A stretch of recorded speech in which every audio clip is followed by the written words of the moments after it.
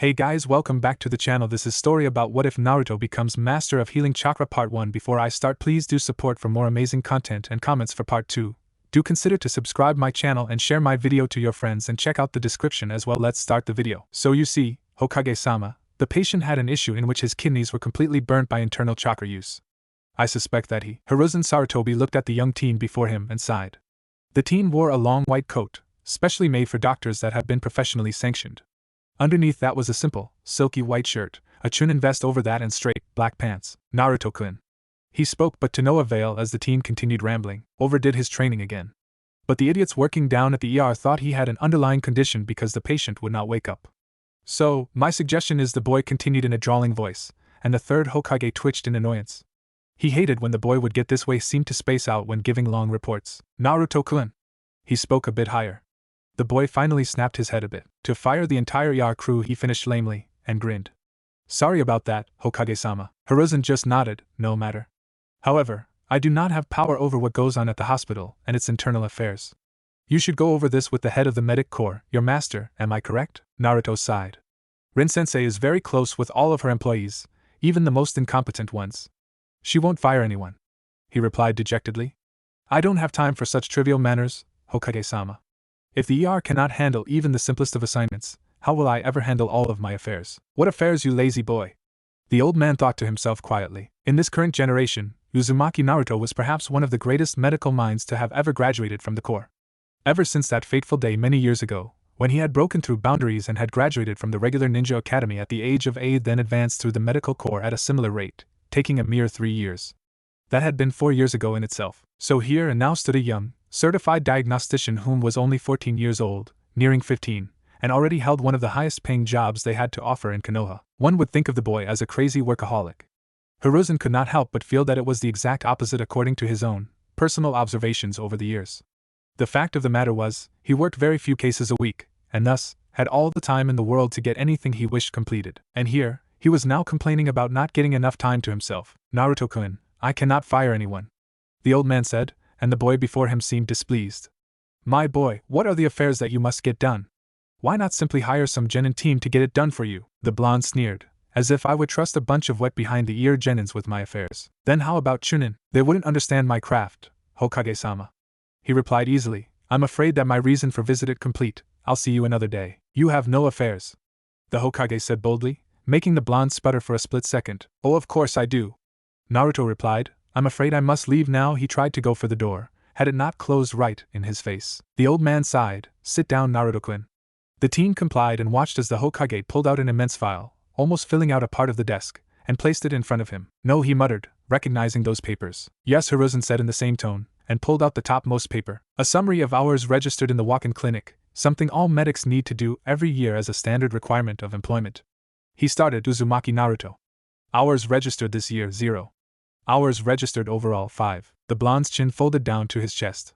The Hokage knew the boy loathed clinic duty and let out a tiny smirk. Naruto looked about ready to puke at the mere thought of being forced to do clinic duty. Now is the time for you to say what do youngsters say these days? Oh yes.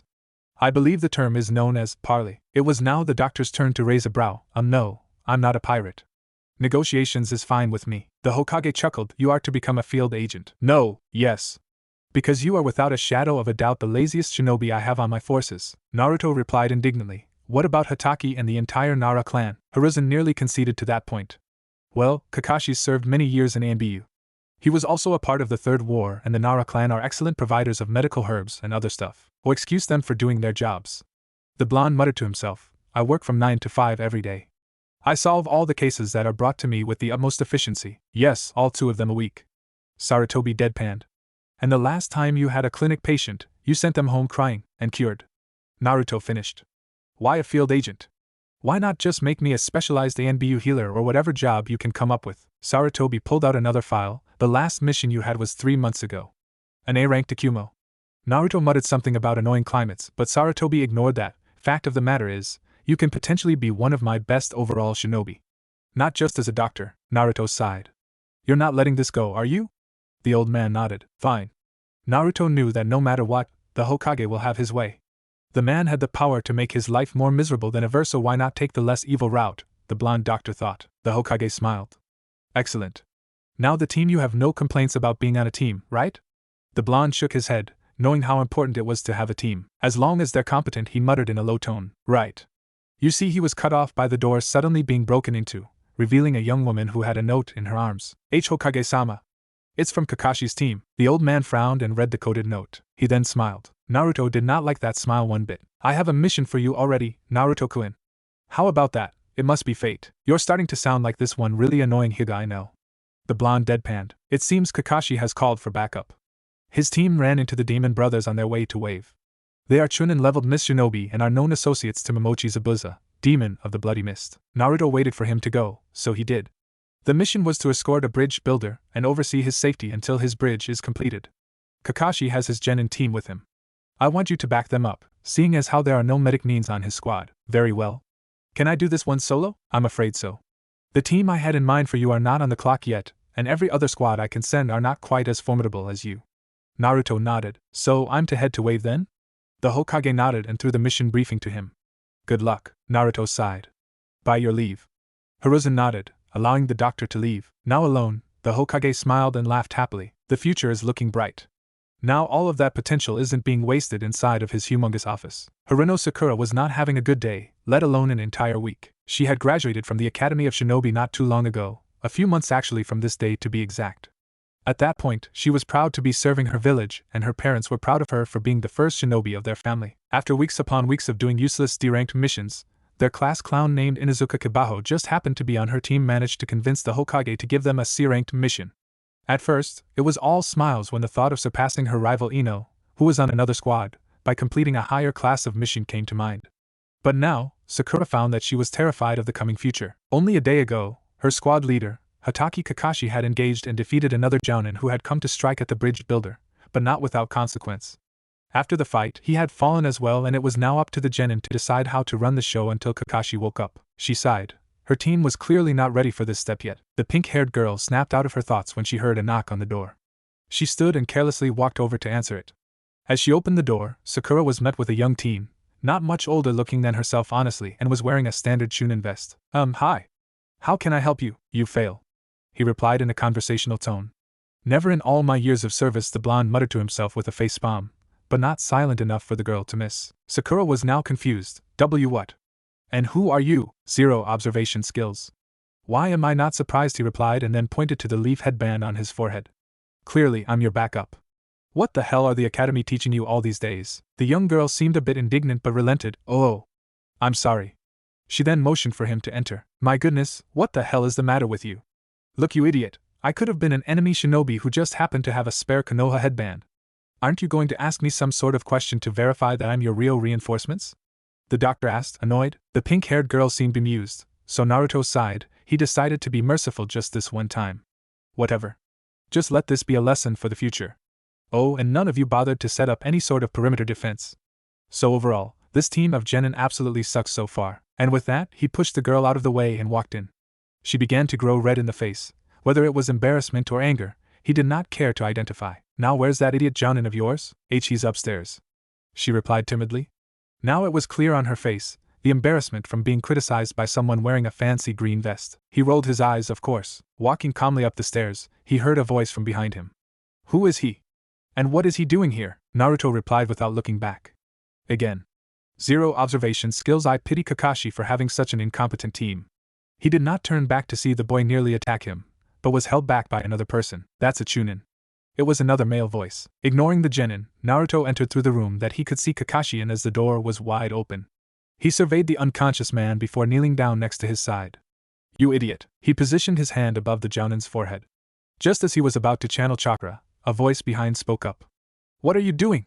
She asked, alarmed. My job, duh. He replied. Shaozen no Jutsu, mystical palm.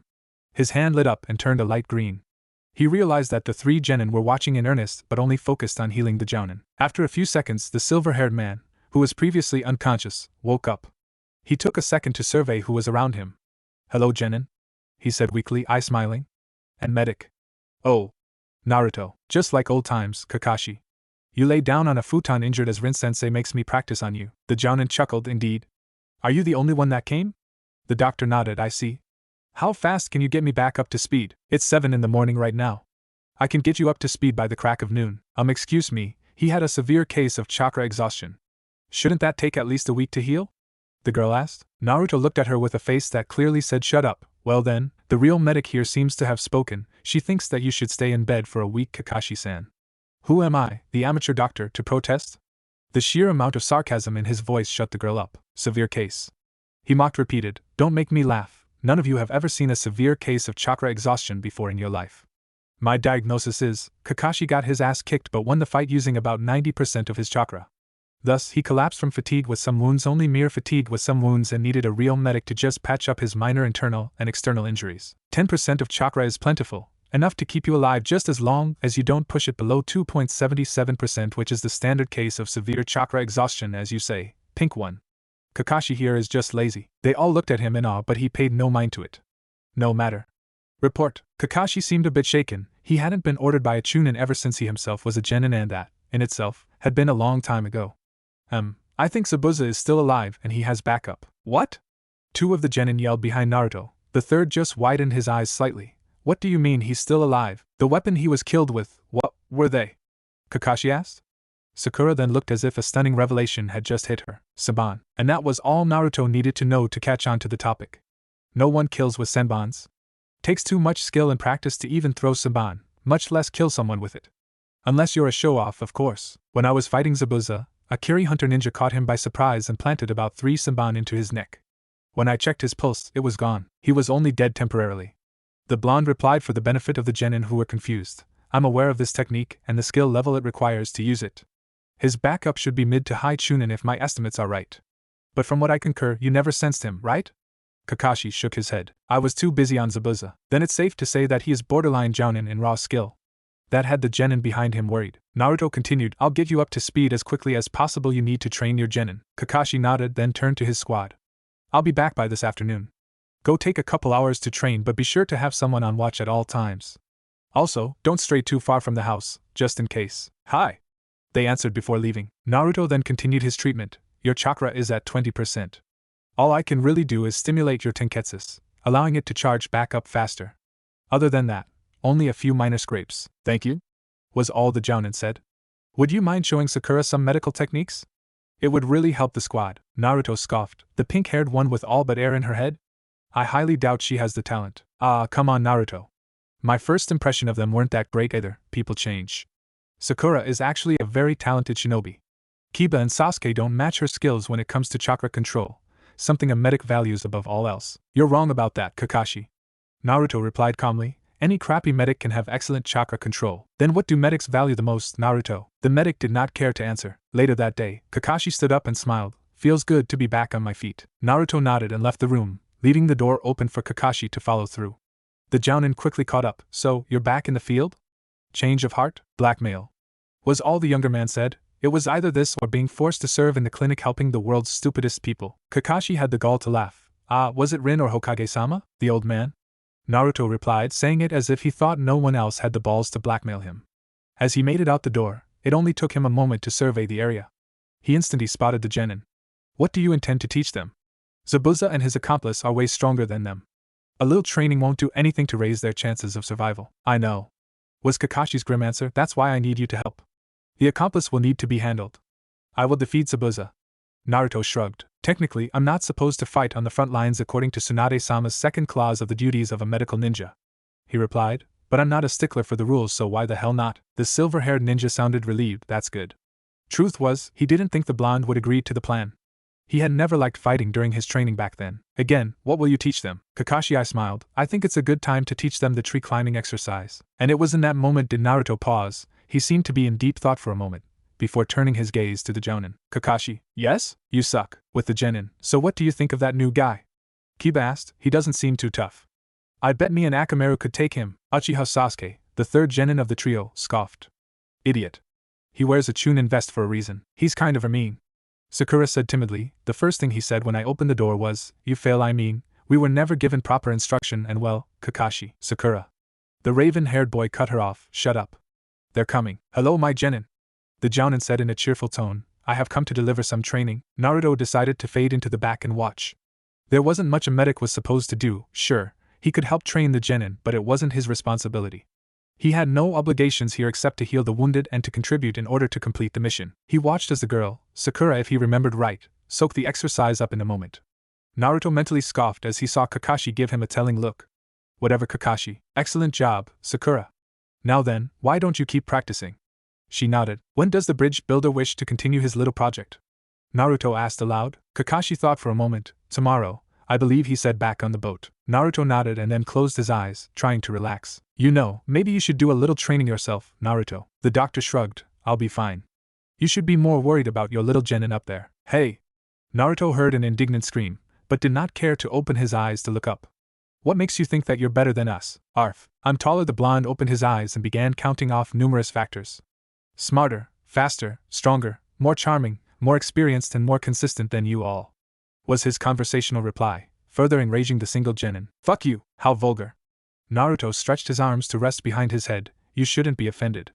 I've been a shinobi for quite a while now. I am accomplished. You are only at the beginning of your career. Logically, I'm a better shinobi than you. I bet we could take you on, right, Akamaru? Arf. Naruto sighed. You may believe what you want. He then began drifting off to sleep. Loudmouths are usually the easiest to beat. Usually. He mentally thought, amused. TCH. Kakashi sighed. Ma, get back to your training, Kiba. Naruto, stop provoking my genin. Naruto grinned. You are way too soft on these kids, Kakashi. How will they ever learn if you don't give them a slice of reality every now and then? He took a pause, then continued. New genin typically think that they are the best to ever grace the lands. But the truth is, 85% of them will die within 5 years of service. You're right. The Jonin responded. But now is not the time to scare them. The blonde didn't respond right away, like I care. And those were his last words before snoring could be heard from him. Flashback. Naruto, where the hell were you? You missed the team gatherings. A girl yelled out. You'll never make friends if you don't ever show up, Naruto. She stood at 5'3", far taller than the boy she was currently yelling at. Her hair was dark as the night, and she had dark pupils. Her clothing was a fan, the very symbol of her clan. The blonde child, who looked no older than 8, sighed and rubbed the back of his head. Hey, sorry, Nachan. I was held back by my Aunt Rin. She had to talk to me about something. What was it? The girl asked. Was it really so important for you to miss nearly 3 hours of hanging out with us? My training. Apparently, she's gonna kick it into high gear. Hee, she thinks I'm better than half her employees. He smiled widely. The girl chuckled and ruffled the boy's hair, annoying him a bit. You have such a high opinion of yourself, Naruto. Well, I'm awesome, nothing I can do about it. He replied in a strictly calm voice, making her smile. Right, well, better go meet up with Shin. I'll see you later, Naruto. Ah, okay. See you later, Nachan. She turned around, walking at a medium pace. Naruto sighed and watched her go with a blank look in his eyes. Naruto opened his eyes. His dream had ended, to see that the genin were down on the grass panting. How were they? Naruto yawned. Sakura burned out the fastest, followed by Kiba, then Sasuke, who just recently came down himself. Kakashi said. The doctor nodded. How long have I been out? 3 hours. Standing up, he stretched out. He eyed the genin once more with a look Kakashi could not identify and then spoke up. We should get back for dinner. The Jonin agreed and called down his genin. 'Tis in his house. An old man mumbled, looking at the one ninja he definitely did not recognize. All he did know was, the blonde was a member of Konoha. I don't mean to sound rude or nothing, but who are you? Naruto finished his mouth full of food before answering. Uzumaki Naruto, certified medical ninja. Medic? The old man said, surprised. You don't strike me as one. Hell, aren't you a bit young too? The blonde shrugged and continued eating. So of course, Kakashi had to say something. He's the youngest to ever graduate as a certified medic. Wow. A woman spoke. She had been making the lovely meal Naruto had been chowing down on. That's impressive. So, you're kinda like a doctor. That's exactly what I am. He replied with a smile. Thank you. Medics don't fight. Kiba said so. Naruto just looked at him as if he were a stupid kid. He started. I know you're not all there up there, but did you seriously just make that generalization? What? Sasuke just looked at Kiba and sighed. Tsunade of the Sannin was a medic. The Uchiha pointed out, she's a powerful shinobi. They didn't speak much from then on, except for a few comments here and there. Naruto felt quite relaxed in the home. It had a welcoming aura to it. Why? A boy said. Naruto continued to eat, ignoring the seemingly random word. What? The dog boy spoke. What's up? Why do guys keep fighting? You won't win. Gato is too powerful. The doctor resisted the urge to snort into his glass of water. Because it's our mission. Sakura supplied, confused by the boy's statement. You'll die. The kid replied, you're all gonna die. There are no heroes here, he'll kill them all. What? Kiba exclaimed, we're shinobi. We're not regular people like Gato who can't do anything but bully people around. The boy just scoffed and looked to leave. You're all weak. None of you know anything. What do you know about pain? You're no mat. May I have some more rice, please? Naruto interrupted. They all looked at him. Sorry for interrupting, this rice is just way better than anything I can make at home. Kakashi looked fairly amused, as did Sasuke and Tazuna. Tsunami did as he requested, thank you, was all he said, and then he just continued to eat. Inari seemed to have forgotten what he was gonna say, so he left the table to go to his room. Kiba seemed both angry at being talked down to by a kid, and bemused by the whole situation. What was that all about? He muttered. Well, you see, Tazuna said, it's a long story, we have all night. Kakashi said. Tazuna nodded and began. Naruto did not listen to a single word, not caring too much for the personal issues of others. The next day, where's Naruto-san? Sakura asked, looking at the lone Jonin who was training them. Kakashi smiled. Naruto is currently watching over Tazuna as he continues to build his bridge. He volunteered to do the full shift today so all of you could get as much training as possible. What a nice guy, right? Kiba scoffed. Well, at least he's good for something. He didn't do anything but sleep and insult us yesterday. Sakura looked like she wanted to say something too, but she caught herself. Ma, he's like that to almost everyone. Don't take it too personally. Anyways, shouldn't you be tree climbing? Sasuke is almost at the top already. Kiba looked up from where he was at and twitched. The Jounin was right. Shit! Just as Sakura was about to go start climbing the tree, Kakashi stopped her. Sakura, you won't be climbing trees today. She widened her eyes. You'll be going to the next level. Do you have a bathing suit of some sort? No, sensei. I didn't think I would need one. Kakashi nodded. Doesn't matter, your regular clothes will do. He took out a note. Go to the bridge and hand this to Naruto. From then on, just follow his directions. She looked hesitant but nodded anyways. Kakashi smirked as he watched her leave. No free day for you, Naruto. At the bridge, that one-eyed son of a bitch. Naruto cursed mentally. Sakura looked at him nervously. Naruto rolled his eyes. He wasn't surprised. From his observations, the reason Kakashi was teaching at the moment was because the academy currently had an excellent student. That excellent student just happened to be an Uchiha, and only one person had the qualifications to teach an Uchiha. A while back, he had taken a patient who kept raving on and on about some kid who was bound to be Rookie of the Year who just happened to be an Uchiha, which meant that the Uchiha on this team was the Rookie of the Year, and that meant that this girl was the highest scoring female of the academy. But she didn't act like it at all. In fact, she acted like an idiot most of the time, which led him to believe that she was the bookworm type of girl. All of this pointed to the fact that she was indeed a goody-goody girl who didn't want to do any wrong. That was why she was embarrassed when he criticized her, and why she seemed unfamiliar with being criticized in the first place. Nope, definitely not medic material at the moment. He looked at the note again and mentally cursed again. He had been planning on slacking off today, knowing that according to Kakashi, Zabuza had been terribly hurt himself. Naruto knew just how powerful Kakashi was, and according to the details, Zabuza was estimated to be out for a week, so he knew for a fact that there was a 95% chance of absolutely nothing happening today. Good odds in his opinion. Kakashi has asked me to teach you how to walk on water. Sakura looked interested in that. He continued, I can teach you this easily, especially from here. Can you swim? She nodded. Good. Now follow me. He walked to the corner of the bridge. From here, I can overlook your training and watch over Tazuna at the same time. I will take a brief moment to explain to you how water walking works. It's not too complicated unless you're an idiot. You basically do what you did for tree walking with the exception of having to consistently adapt to the currents of what you are standing on. She looked confused at the last part. He sighed. Just do it. The more you do it, the better you will get at it. Hi, was her only reply as she left to attempt it. Naruto was amused by her timid nature but thought nothing of it. Well, at least Kakashi gave me a fair amount of entertainment, not many things like watching a green genin try to walk on water only to fall. Meanwhile elsewhere, reinforcement you say? Zabuza asked. He was currently bedridden and wrapped in bandages. The masked shinobi nodded. Hi, a blonde teenager, not much older than the other genin. With the exception of what I recognize as a Konoha Chunin vest. Zabuza paused to think for a moment. I see, gather more intel on this person. What do you believe he can do? He does not seem to be a fighting type. Haku said after a moment. Also, I noticed Hatake was up and about. Already? He used a lot of chakra in our fight. Figured he'd be out in a week. Haku nodded, having come to the same conclusion. I believe he may be a healer of sorts. A medical ninja, Zabuza nodded.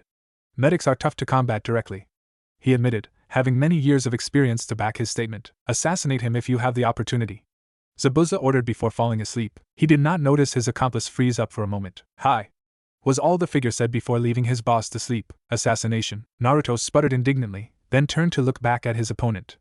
How in the blue hell did you get so many damn S's? He muttered in reply, this is bullshit, Sajin. You have to be cheating. You are lucky that they weren't Q's, Naruto-sama. A squeaky voice replied. In front the blonde doctor, two animals sat down in front of a relatively large board game set.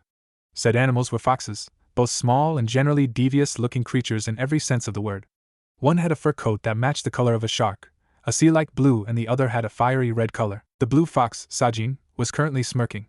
The red fox, Volpone, only shook his head. You have to be cheating. I can't believe you took advantage of me playing down nation. This sucks. The fox laughed out loud. It was of a low volume, but it rang of mockery. You just suck at Kitsune Scramble, Naruto-sama. The medic sighed and looked back down at the board and to the letters on his turn. To hell with this. New game. Kakashi watched as his young friend interact with his personal summons, both amused and annoyed at the same time. The Jonin had assigned him to train Sakura only a day ago, something that he seemed to be neglecting at the moment. Naruto, didn't I ask you to train Sakura? Naruto ignored the older man and kept staring at the board, before moving a sum of his pieces. Jump, he said, indicating the word he placed. Kakashi's lone visible eye twitched. Naruto. Pumped. The fox laughed. Double points. The blonde doctor then began a string of curses. Naruto, Kakashi said again, this time truly annoyed. How is Sakura? Oh, don't get your panties into a twist, Kakashi. She has already completed the exercise.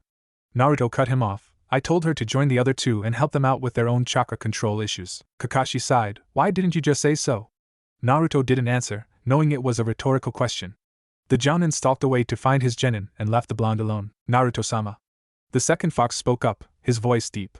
You have not summoned us in a long time. I believe it has been half a year or so. Why now? Naruto nodded at Volpone. I need you two to track down a Miss Jonin in the area. If we can find him, then we can find his boss, Gato.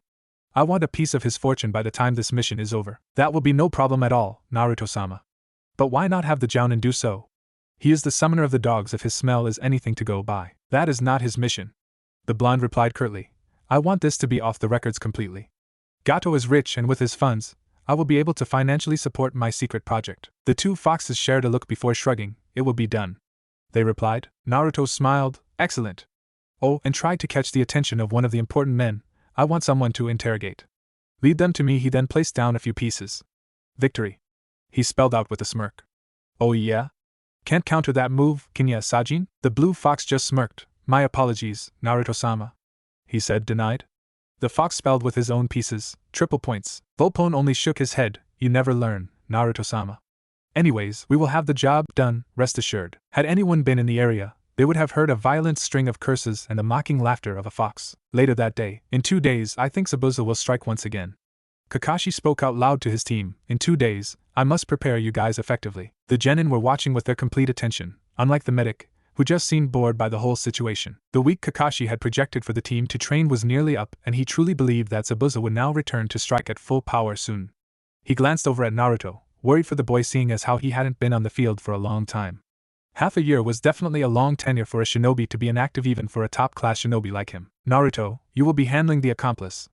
My team will protect Tazuna and I will personally deal with Zabuza. The commanding Jonin spoke. If there are any complications, we will deal with it accordingly. He then finished. What if he's brought back up? Sasuke pointed out. Then you guys will take care of them if you can. If you cannot, well, just ask Naruto for help. He's fairly powerful himself. Said Blonde did not respond to the praise. Kiba looked skeptical. Are you sure, sensei? We haven't even seen if he can fight yet. It was at that point when the silver-haired Jonin began chuckling. Ma, I've been on missions with him before. Trust me, he and I are not too far apart. The genin widened their eyes at that proclamation. Anyways, Kakashi muttered, I believe it is time to step up your training. What's going on? Kiba seemed excited, as did Sasuke, though he did not show it as openly. Sparring practice, of course. The genin smiled, except for Sakura, who seemed insecure about her own combat prowess. Naruto frowned. He did not like the eye smile of his master's best friend. Here's how it will all go down. 10 minutes later. I hate you, Kakashi.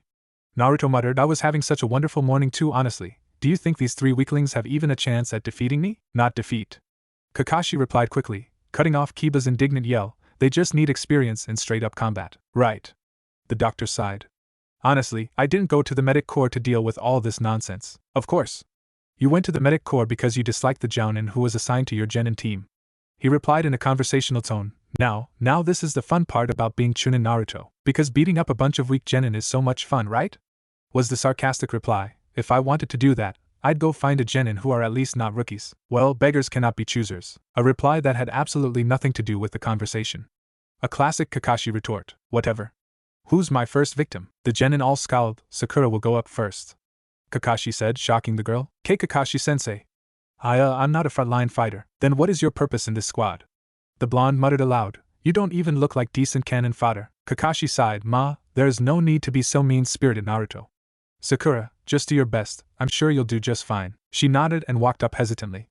Naruto did not even move, his hands in his pockets and watching her with a lazy gaze. He's not taking me seriously. She seemed angry by the admission. Begin. After hearing her sensei, she carefully went through the necessary hand seals to perform the academy's best technique. Bunshin no Jutsu clone. 4 Sakura clones appeared beside the original, charge. They all went up to run. Naruto yawned, aggravating the young genin even more. Take this. The first Sakura jumped. Naruto did not even flinch as he let the clone pass through him. The second one attacked from his rear but also passed through him, but as the third came by, Naruto lashed out and kicked the girl in the stomach. It landed on the original. The pink-haired genin flew back to her starting position, gasping for breath from the hard kick. As strong. She gasped too fast. Really? He drawled. I was holding my speed down to typical genin level. I'm not done. She roared, calmly flashing through more hand seals. Naruto rolled his eyes, great more visible hand seals and useless bravado. She completed the hand seals and Naruto suddenly felt as if he were in a different world. Rolling his eyes, he silently diffused the genjutsu. Sakura smiled as she successfully caught him in her genjutsu. Naruto smiled because he thought it was cute that she thought she caught him in her genjutsu. Typical genin arrogance. Naruto thought as he watched her charge him again, only to be kicked back again. I swear, even little baby Kono could beat you if this is the best you can do. The blonde muttered, Kakashi, let her tag out for someone. This is pathetic. The Jonin sighed. He didn't think Sakura would have been that ineffective. Nodding, you're done for now, Sakura. She nodded, unable to keep the shame out of her eyes. Hadn't she graduated in the top 5 of her class not too long ago? How had this boy, who looked no older than her, defeat her so easily? Kiba. Was all Kakashi got to say as the boy ran up quickly with his partner behind him. They charged straight at him. Naruto only spared a look at Kakashi, who only sighed and shook his head, before looking back to the younger genin. He rose hand and backhanded the charging boy, knocking him back hard into a tree, knocking him out. He didn't even bother with Akamaru, who seemed to only follow his master into battle. Okay, this is not turning out the way I thought it would be. Kakashi muttered with a sweat drop. Sasuke. The last genin nodded and stepped forward. Naruto spared the boy a glance before narrowing his eyes. He then smiled. Uchiha, huh? If you are even half as talented as your brother was when he was at your age, then I might actually have to work a bit. Sasuke narrowed his eyes but did not reply. The raven-haired boy threw a multitude of shuriken at the blonde from several different angles. Naruto moved up to avoid the majority of them, and inclined his head slightly to one side to dodge the last. He then watched on as the Uchiha began moving quickly around him, hiding, trying to attack from different angles with kunai and shuriken, only for the blonde to dodge them all. This one isn't bad. At least he realized I'd destroy him up front.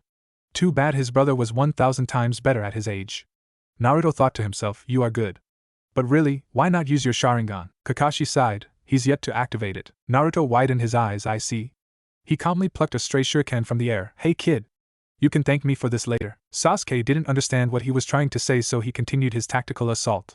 Clearly, the boy understood that fighting up front against the blonde was a bad idea if his speed was anything to go by. The Uchiha stopped dead in his tracks when the blonde suddenly appeared before him with slight bursts of killing intent leaking out. Naruto launched a punch and sent the boy flying towards a tree. The boy did not have the opportunity to stand as a kick was delivered to his side, launching him into an entirely new direction. Sakura and Kiba watched in awe as they watched the Rookie of the Year get pummeled by a boy not much older than them. Who is he? Sakura nearly yelled. He's so strong, a medical ninja. One of the best in our village. Kakashi answered lazily. Naruto is quite famous. Or rather, infamous to many other nations. Sasuke was nearly breathless as he tried to track down the blonde and continued to fight. It was getting easier to read his movements, but no matter how hard he tried, the blonde kept hitting him. The Uchiha was not one to give up, however, and continued to fight. A punch landed to his side, a kick landed to his temple, an elbow landed in his stomach. Sasuke knew he was taking the beating of his life at the moment, but he kept getting back up. Finally, he saw it, the trajectory of the kick the blonde was about to give him. Instead of dodging, something he didn't have the strength to do, he tried to catch it. Of course, that didn't end too well as the older boy was clearly more powerful than him.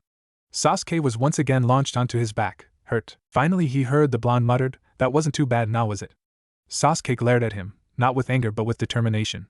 The spar's over. I'll let the dog boy come up next. You take a break, Uchiha. Sasuke grunted, I can still go. Perhaps. Naruto admitted, but sometimes, it's nice to slow down and smell the flowers. It's not every day you activate your Sharingan. The Uchiha widened his eyes and walked slowly over to the nearby river. When he saw the red in his eyes, gratitude filled him. Like I said, you can thank me later. Go ask Kakashi for tips on using those things, they will be helpful. Did you know my brother? Sasuke asked, you talk of him as if you knew him? The tone of your voice anyways. Naruto was quiet for a moment. Yes. Was all Naruto said. As a doctor, I've helped treat numerous ANBU over the years. Your brother was one of them. Sasuke didn't think that was all the blonde knew, but he didn't dig any further, too tired to do so. Anyways, when you get back, send the dog boy my way. Sasuke nodded and walked off. He was thankful that the blonde had done this for him. Naruto watched as the boy left and sighed, honestly, why did I do that? He muttered and looked onto the river, damn you Itachi. Later that day, Tazuna watched the previously formidable-looking genin team eat their dinner. The old man did not want to dwell on what could possibly tire out 3 super strong kids like those, but chose not to wonder. The affairs of shinobi scared him, to be honest. He just didn't admit it out loud. So how was your day, Kakashi? I smiled. The genin here just had a long day of training. I hope my clone did a sufficient job at protecting you today? The old man nodded in confirmation. The bridge is almost done. Tsunami looked really happy when her father said that. Just a few more days. A week at the longest. That's fantastic, he said, inciting more conversation at the table. Naruto just continued eating until he saw a flash of blue from the very corner of his eye.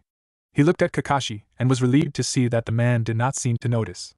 Finishing up his meal, he smiled kindly. The meal was wonderful, Tsunami-san, thank you. He then looked at Kakashi. I'm going out for a bit. I'll be back before midnight. Kakashi rose a single brow but then shrugged. Alright. The blonde nodded and left, leaving 3 confused genin outside far from base. We've found them, Naruto-sama. The fox spoke, but his voice seemed urgent. Naruto looked to his summon. What's wrong? And where is Volpone? The fox sighed and nodded. Volpone is currently leading the tail you asked us to lure. But it's one of the shinobi, a masked one. Naruto took a moment to think before shrugging. Lead this shinobi to me. The fox eyed his master before nodding. It shall be done, Naruto-sama. Naruto waited patiently with a smile on his face. Haku flew after the spy with all of the speed she could muster. We've been found, was the mantra she kept saying in her head. She could not allow anyone to find Zabuza, not in his current weakened state. She was relieved when she sensed the spy stop, however. Was he tired? What happened? Haku turned the corner and was confused when she saw 2 foxes, one smiling and the other sighing. It was an odd sight. Her sixth sense of danger was now ringing in her mind as she rolled to the floor, dodging a punch that left a huge dent on a tree. Good reflexes. A voice said, You're not bad, Hunter-san. Who are you? She exclaimed, only now realizing she had been led to a trap. You are the spy. Yes. The blonde said, grinning. You cannot defeat me, Hunter-san. Haku charged at high speeds and engaged him in a taijutsu exchange, only to be shocked to see the blonde keeping up with her pace for pace. I thought he was just a medic. Naruto, on the other hand, was having a good time. You're fairly quick, he said in between exchanges, but I've fought stronger enemies. Ever been to Kumo? Those guys have tough shinobi. He dodged her kicks and quickly moved behind to trap her in a full Nelson. I win. Not quite, the masked ninja said. Sensatsu Susho, 1,000 flying water needles. Naruto widened his eyes as he saw her left hand form one-handed seals. Shit! He jumped back, dodging a sudden vast of water needles. Hayatan, Ishikiri, ice release, stone cutter. 2 waves of ice suddenly launched at him. Naruto seemed surprised at this but dodged easily, and whilst in midair, he formed his own seals. Futon, Kazakiri, wind cutter. Like the ice, multiple blades of wind was launched at the masked opponent, forcing her to dodge quickly. Naruto then quickly appeared before his opponent, and engaged in taijutsu once again. Why do you insist on fighting up close? Is this the way a medic should fight? Haku said. I actually kind of like it, to be honest. Naruto smiled and dodged a high kick from the woman, before landing a small kick to her left side. Haku then started to feel more and more tired as the fight dragged. What's going on? She was also breathing more violently. What? Hey, you're not bad. This is a style of taijutsu that I developed personally. His voice was smug. Dokuken, the poison fist. He rose his hand up to her, similar to that of the tiger fist style from which she recognized, and jabbed at her mask, shattering it instantly. He then proceeded to lay a complete and utter beatdown on the formerly masked shinobi, landing a hard knee to her stomach and then multiple elbow blows to her body. Haku could barely block his incoming strikes. It did not take long for her to completely collapse, still alive. I sure hope so. Why you poison me? She asked. Naruto chuckled. Oh no, that's just a cool name I thought of. The effects of it are just similar to being poisoned. You see, in order to become a medical shinobi, I had to learn how to convert raw chakra into electrical currents. That is basically the secret behind this style. Every time I would land a strike on you, no matter how small, I sent a small bit of electricity through your body in order to confuse your nervous system. The effects are small at first, but the longer you engage with me in taijutsu, the faster you began to slow down. Hence, the poison fist. He smiled and walked up to her. You'll find that your chakra will also feel erratic. That is also a side effect to my technique. Haku widened his eyes. Such a powerful close combat technique. She mourned. How in the world do you beat a shinobi who can heal himself and is able to fight like this in close combat? He's not regular. Now then. Naruto grinned and looked down to her. Sajin and Volpone also walked up to her, one with a smirk on its face while the other had a blank look. I have a proposition for you. A lone figure walked through a thick, misty forest, his footsteps silent as if it had been practiced for many years. He stood at a height of 5'8", relatively tall for his age of 14 years. The teen had short blonde locks of hair, sharp blue eyes and 3 very thin, almost invisible whisker-like marks upon his angled face. This teen wore a standard shonen vest over a white shirt and dark, straight pants. His name was Uzumaki Naruto, infamous in every country except his own, although even that claim could be argued, and he was on a mission, a personal off-the-clock mission as far as he was concerned. At his fairly rapid pace, it did not take him long to locate the building his foxes had found not too long ago. He looked to the sky and sighed. It was almost midnight. He would have to send a clone back to the house to reassure Kakashi and feed him a lie, an easy enough thing to do. Kuchios no Jutsu, summoning. He channeled chakra to his left hand and struck the ground, a silent pop indicating his technique. Now standing before him was a small, silver-colored fox who had eyes as thin as a line. He was small and had a similar aura like the other 2 foxes before, except his eyes had more hints of malice within them. Jin. Naruto spoke quietly, I require your assistance tonight. The fox nodded and bowed lightly, not formal at all, but it showed respect to his summoner, Naruto. His voice was deep. It's been a while, what's up? I have come here to meet a very powerful shinobi. A man named Zabuza, one of the famed 7 shinobi swordsmen of the Bloody Mist village. You see, I currently have one of his accomplices held captive and I wish to speak to him about something. While I am doing this, I want you to find the storage around here and anything of value. He gave the fox a map, allowing his tail to take it from his hand. This should help. Volpone and Sajin marked the important spots apparently with an X. The fox briefly scanned the paper and nodded, no problem, champ. You want to meet up later? Naruto shook his head. I want you to rob this place dry. According to the other 2, they have quite the collection of valuables and cash. I want it all. Once you're finished, disperse and I'll summon you after my meeting with the shinobi. Jin nodded and smirked, a dark glint in his eyes. Sounds fun. Alright, what's in it for me, champ? Naruto mentally sighed.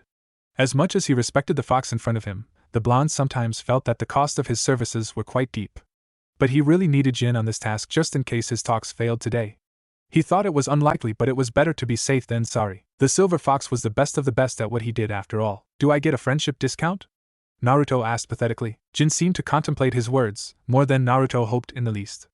15% since I'm such a nice guy today. Buy or sell? The doctor sighed. Fine, I'll buy. The hell does a fox need to do with money anyways? Jin smirked. I have children, you know. I need some valuables to let them know that daddy is the one that brings home the bacon every night, and I need to give their mommy a little incentive to take breaks from work every now and then, if you catch my drift. The fox seemed to attempt an eyebrow wiggle, which did not amuse the blonde as much as it would have had it not been such a serious situation at the moment. Naruto's left eye twitched again. What in the hell do foxes do anyway? Don't they just have sex, hunt and sleep? Honestly, he did not care to express his feelings out loud. Whatever. He sighed. Let's just get this done. The silver fox nodded and seemingly disappeared from his previous spot, leaving no trace that he'd even been there. Naruto stood up and scanned the building that was visible only from atop. There's a lot of mist today.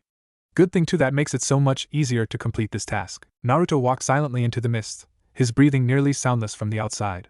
He quickly made his way before the door, only to see 2 men guarding it. Taking advantage of the mist, Naruto silently snuck up behind them both. Man, it's so hard to see through this damn mist. One of the bandits exclaimed. I hate this bullshit. We're not getting paid enough for this. You've been complaining all day. Will you just shut up already? He had a scowl in his face. Naruto shook his head. He contemplated killing both but decided against it for now. It would be troublesome if someone found their corpses in the middle of this meeting. Naruto, showing a mastery of chakra control and stealth, walked up the wall quickly and silently, not attracting any attention whatsoever from the several guards around the area. He tried to remember what the 2 scout foxes had told him about Zabuza's location. It was on the top floor of this massive building. Soon, he found his way there. The room was now in sight. Now, all he had to do was sneak in. Of course, things aren't always that simple. Well, and who might you be? Naruto did not show it, but he was quite shocked when he heard the voice. You are very, very sneaky. But I'm the best in that field. You didn't think that just anyone could move undetected in my mist, did you? Zabuza. Don't you look healthy? Was the doctor's calm reply. The shirtless, browless man smirked behind his mask, his fierce-looking sword looking ever proud in his hand. Hello, Konoha Chunin. According to my sources, you are the medic Nin that was sent as backup to help Kakashi's little peewee squad. Now then, why are you here of all people? I figured that if they found this spot, it would be Kakashi or some other assassin, but not a medic. No, it is very rare that medics are given assassinations. Naruto smirked outwardly. Who said I was here for an assassination? I have no interest in battling today, Zabuza-san. The Jonin narrowed his eyes. Oh, the blonde nodded and reached into his vest, alerting the Jonin's seemingly built-in sense of danger. I'm not arming myself, just getting something, he muttered before taking out a scroll. Opening it, he unsealed something, or rather, someone. Haku, the masked ninja he had defeated easily not too long ago, suddenly appeared from thin air, tied up and beaten but looking fairly decent as far as being a captive goes. Taking captive of my tools now? Honestly, I'm a far more cruel man than that, Zabuza said, amused by the situation. Although I admit, this is quite underhanded for a Konoha shinobi. The blonde shrugged. I'm not most Konoha shinobi. I've come with a proposition. The Jonin rose a single brow. You want to strike a deal with me? What could you possibly offer me, Konoha Chunin? Naruto only smirked. A little bird told me of your quest to overthrow the Yondaime Mizukage. Zabuza narrowed his eyes. Go on. I want in, was all he said. I will help provide for you the means of building up a military, bases and gathering allies. He said, what I want from you is the consent that you will not attack the bridge tomorrow. Kill Gato and we can share the spoils of his fortune. What do you say? The Mist Shinobi took a moment to think, his face carefully blank. Naruto was also calm. Gato is the only thing hiding me from eventually getting caught from Mist Hunters. Why should I do this? The doctor scoffed. You really don't see the big picture, do you? The plan is for me to take over his company and I shall redirect whatever of his fortune he has towards your little war effort. All I want is 50%. That's a little bit much for a simple doctor, don't you think? The Jonin asked mockingly. Why should I do this? Why don't I just kill you now and take the entire fortune for myself? The answer is simple. You're a simple brute who only knows how to kill. Allow me to run this company from the shadows, allow me to help you win your little war. Gato is filthy rich. 50% of his fortune would allow me to retire nearly 60 years early. But that is not my goal, I have other ambitions, so you're just a greedy son of a bitch, Zabuza said bluntly. The blonde, however, looked mildly offended. I never knew my mother, but I'm sure she was a great woman, he replied, annoyed. By the way, you never denied being a simple brute with no knowledge of business, and you never denied being greedy. What does a kid like you know about business? The blonde smirked. In the eyes of my village, I'm just a doctor. I save lives and they praise me for it. People judge others by their actions in the public eye. What makes you think that just because of my age, I am without a plan? I am not like those reckless fools that Kakashi calls genin. Trust me, you will not regret doing business with me. Zabuza looked him straight in the eye and he returned the look, unwavering. The Jonin eye smiled and chuckled. You're one interesting kid. Must be strong too if you were able to defeat Haku so easily. What is your name? You obviously know mine. Her heart is not cold enough to defeat me, he replied. I am Uzumaki Naruto. And a medic like you does? Zabuza questioned, ignoring the prodding in the back of his mind, telling him that he should know that name. Naruto scoffed. Medics are often the coldest of people, the greatest manipulators of man. When we save someone's life, they love us, they are grateful to us, but what they don't know is what we really do behind the scenes. Regular humans could not handle being a medic because there are often times when we make the decisions on whether or not someone lives or dies. We use them in order to fulfill our own need for answers, our greed. Us medics will do whatever it takes to solve a puzzle. A slight crazed look entered his eyes. I have killed men, women, children, infants and hell, even babies for the sake of knowledge, for the sake of saving other lives. Regular people look up to us because they need us. They don't know what it means to be a doctor. They could never comprehend our truth. All they see are healers, the greatest of their kind, selfless, maybe even heroic. They are wrong. Say there are 5 babies with the same, unknown disease. In 5 hours, they will all die, and the disease is already spreading rapidly throughout the entire hospital, infecting other babies. You have 3 choices of treatment, and you know that as a doctor, only one will work.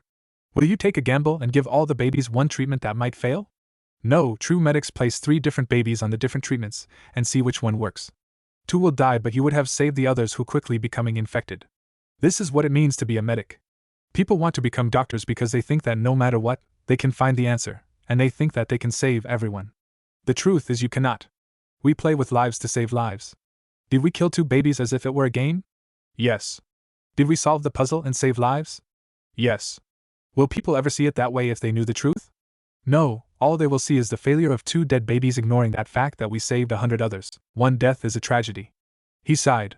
1,000 deaths is a statistic, the sad truth of how the human psyche sees things. Zabuza looked at the boy for a moment. Never knew being a medic sucks so much. Not really, I get paid a lot, was his conversational reply, just giving a little insight. It really annoys me when people think that becoming a medic is so easy. The man nodded. Whatever. I care not for medics, I am a shinobi. That is exactly my point. Now, will you just accept my offer?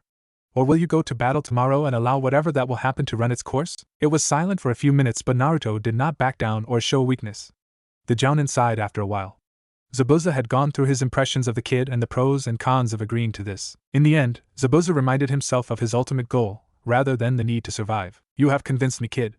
Now then, what's the plan? Simple. I want you to kill every single employee that Gato has in this building. This is his main headquarters from here. I will be able to issue any command as I please. I will replace his employees with my own. The man nodded. I see. That will be no problem. He put his sword down. May I have my apprentice back? Naruto nodded and threw Haku over to him carelessly. Zabuza untied the girl's gag and woke her up. Eyes widened, she seemed relieved that Zabuza was okay. Zabuza-sama. That medic, he had this insane idea, this proposition. I accepted. She was shocked by that admission. But what about the hunters? Naruto stepped in. I will send out an unknown letter to Kiri stating that missing ninja Momochi Zabuza is currently wandering at the borders of Kumo. That should direct them far enough away from you guys, I hope. The man nodded. It's perfect. As long as everyone here dies, we will be in the clear and nobody will ever know of this meeting. Now the deal is done. Indeed. They shook hands. I promise to deliver my end of the promise by the end of the week. You will have your army and bases, and I will have my 50% and control of this company's movements. 35 actually. He grudgingly reminded himself mentally. We have an accord, demon of the bloody mist. Good luck. The Jonin nodded and looked to his apprentice. You follow me but don't do anything. I will personally kill every single person in this building. Haku nodded shakily. Naruto watched as the two proceeded to go down to the other parts of the building. Very soon, this building would be empty and not a sound would be heard. The silent killer, Zabuza, had definitely earned his name. Kuchios no Jutsu, summoning. He hit his hand to the floor like before. This time, however, from the cloudy pop revealed another one of his foxes. This one, unlike the previous three, was a female creature. Her fur coat was a light, majestic purple and her eyes could be compared to that of a pink stone. Haim. Naruto spoke. I have a long-term assignment for you. The female fox nodded. Of course, Naruto-kun. By the way, it is Haim-sama.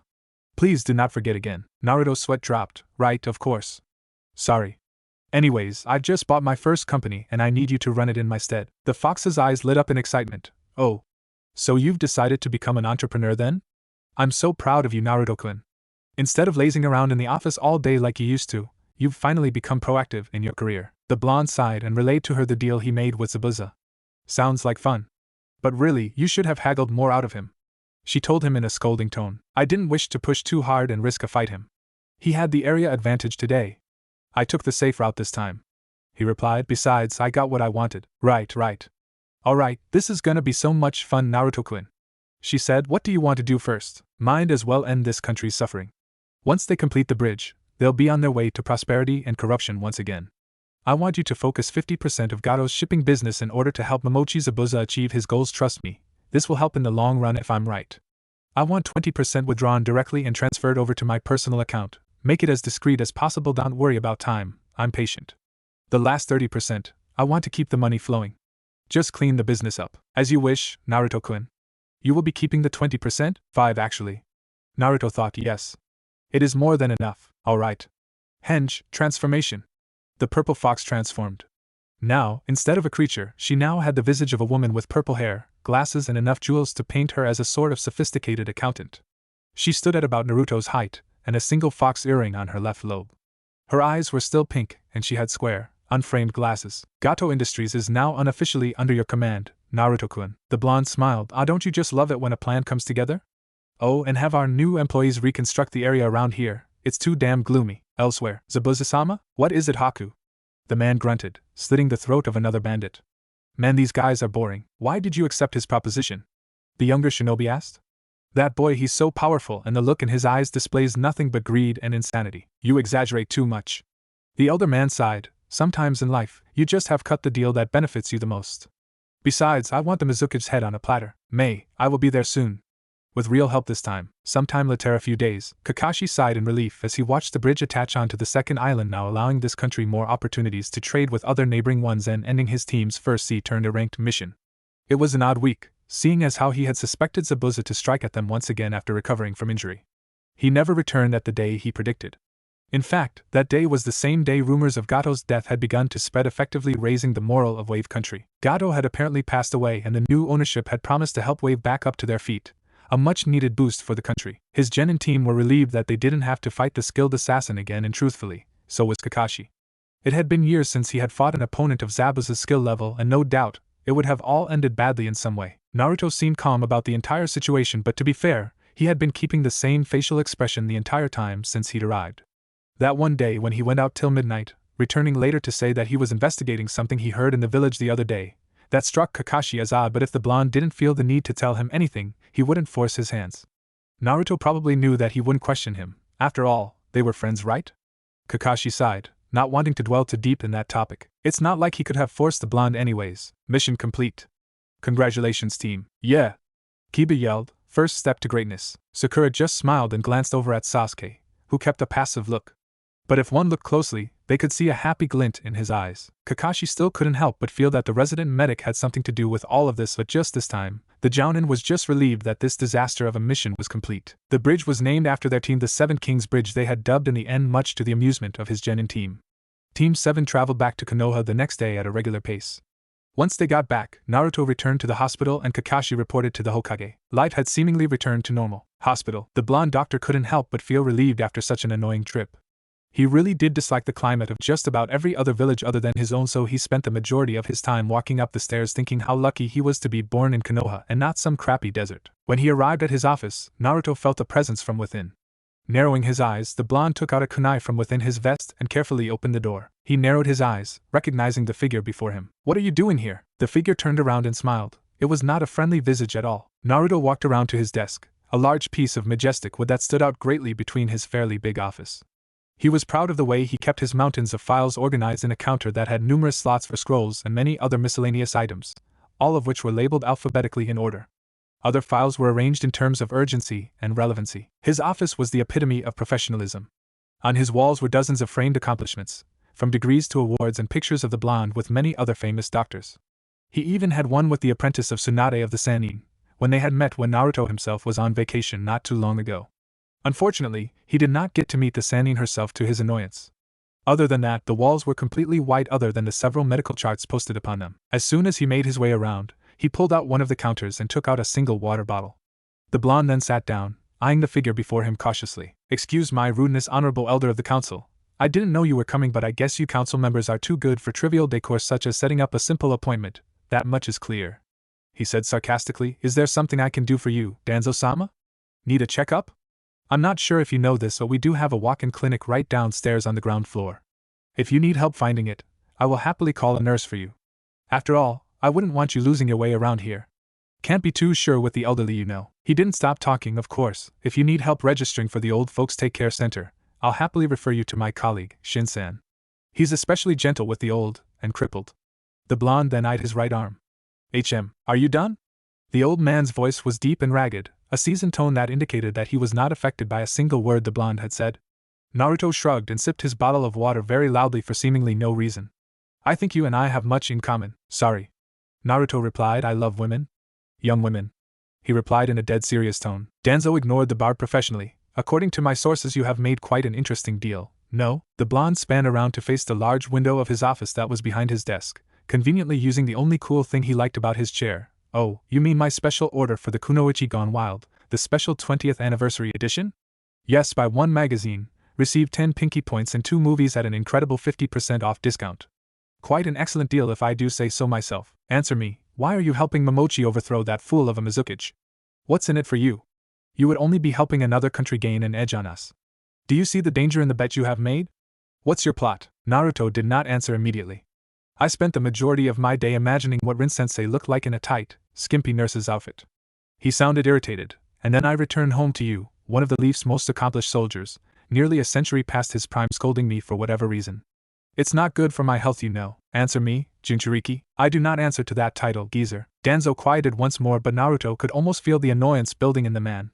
He mentally patted his back for the accomplishment. "Perhaps if you had made an appointment, I would have been more cooperative. I believe I'm clear." For the blonde waved his hand around, as if showing that he was truly thinking, 10 years from now? "Think you can make it? You take me for a fool," Danzo said. "What is going to stop me from alerting the Hokage of your little side game? Who do you think you are?" "I think I have every right to buy any kind porn I want to, old man. You're helping the enemy nation with your actions. With the Yondaime Mizukage gone, the mist will once again rise under a new leadership.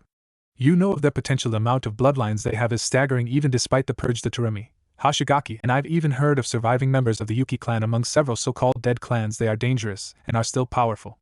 With Momochi Zabuza returning to the rebellion with allies, they will surely win." Naruto shrugged. Danzo glared at the back of the offending boy. "Why are you here?" Naruto asked in reply. I am not a secret agent. I am not your soldier. I only answer to one man. And who do you answer to exactly? Because it damn sure isn't your Hokage. Naruto didn't answer the question, rather he let the older man continue his little rant. Why not answer to me? Danzo finished. Naruto smiled and then roared with laughter, a mocking tone laced into it. The elder man only stood there, listening silently. His face was completely blank as the blonde continued to guffaw. So that was your purpose here all along? He continued to laugh. Seriously? What are you gonna do, blackmail me into working for you? You do know that I have no shame in what I've done. I killed a passable dictator, on my way to helping a rebellion overthrow a genocide artist, and I've brought a possible future ally in the mist, the bloody mist. All good, beneficial deeds, don't you think? Of course that's how I will twist the story if you ever brought it forth to the council. The blonde continued his monologue. It is funny because you think you are the one holding all the cards. Sure, you may know things here and there but you have no edge on me. I care not if you reveal my status as a Jinchuriki, and I care not if you went over to IWA and declared to them that I am the son of their most infamous enemy. Danzo's gaze darkened. Fool, you take after your damned Mothra, an idiot who knew nothing, is nothing and will always be nothing. A failed Jinchuriki in every aspect of the title. Too cowardly to dig deeper into its power, too weak to even survive mere birth. A woman with no use at all. Watch your filthy mouth. Naruto turned around to meet the man. Danzo did not miss the aura of the boy change as his eyes slowly began showing hints of blood red. You may be a great shinobi but in this hospital, I am your better. So arrogant you are nothing like when we first met. So eager to earn the love of his nation and the acknowledgement of his colleagues. Now all I see before me is the shell of a boy that had so much talent, so much power, and for what? You are not living to the potential your father has passed on to you. My power is my own. Danzo turned around and began to walk to the door, the sounds of his footsteps erased completely from the world. You are in the big leagues now, boy. I've come to warn you of one thing. If you ever bring danger to my nation, I will have you eliminated, powerful shinobi or not. One man no, one boy's little game is not more important than an entire nation. Naruto shrugged, of course, was his only reply. He did not hear the man leave the room, despite seeing him, a testament to his skills as a veteran shinobi. He then watched as nearly 10 seconds later, another person walked in. Naruto was annoyed that said person had no sense to knock but he supposed the door was open anyways. Naruto-sensei? It was a girl, quite older than himself but not quite past her 20s yet. She had brown hair and light blue eyes. Naruto only stared, his previously mediocre mood now soured by the last confrontation. She hesitated. Sorry, who was that? She seemed a bit shy for some reason. Naruto couldn't imagine why she would ask that sort of question. Nobody. He put false, charming grin. Now then, is there anything I can help you with? She nodded rapidly. Hi. Rin-sama said that if I were to ever see you here, I should send you over to her, she said promptly. Fine. Was all he said, standing up. I'll be there in a few. The Hokage's tower. How was he, Kakashi? The silver-haired man sighed quietly. He looked over to his leader, the Sandaime Hokage of Konoha, and spoke. In terms of performance? The old man nodded. I need to know how powerful he has become. Unfortunately then, I cannot tell you much. Once he arrived, no conflict truly arose and I didn't get to see him in action. Kakashi replied. But I can safely say that he's above genin level. Sarutobi just sat there and scanned the man's face. Thank you for stating the greatest understatement of the century. Now I'm sure you know that you're not saying everything on your mind. You may speak, I don't bite. Kakashi sighed again, this time more openly. He's hiding something. The Hokage nodded, that much is obvious. Now what do you have in mind? Kakashi began stirring, thinking. There was this one time. The day I predicted when Zabuza would return, he left during the night. Told me that he went to investigate something he heard in town, or something along those lines. Came back past midnight. From then on, he was calm, never talked much, or even looked a bit worried about any coming confrontation. Naruto-kun is often very calm. Sarutobi replied easily, nothing short of an apocalypse will truly unhinge him, I believe. Kakashi nodded, and then continued to say what was on his mind. He beat up my genin. Silence, that's their problem. The old man replied. Kakashi nodded again. Well, that's all I have for you. Everything else is in the official report. Sighing very well. I will have to give him other assignments. No, a voice spoke up from the door. Walking in was a very tall man, taller than Kakashi by almost a head. His long white hair was like a lion's mane and he wore a very unique uniform for a shinobi, bathed in red and some white. On his forehead was a metal band that had the symbol of oil. Jiraiya of the Sannin was a very carefree man but in this meeting, it did not show on his face. Instead, he showed a very grim look, sparking the interest of the other two tenants. Jiraiya-kun? The legendary shinobi walked up before the Hokage's desk. We can't take him away. We're going to need him for what's to come. The elder man narrowed his eyes. And what is that? Jiraiya took out a scroll and placed it on the desk, unfurling it for the Hokage to read. Orochimaru is on the move. My agent has informed me that he is planning a large-scale attack on the Villasian attack that will happen around the time of the Chunin exams here.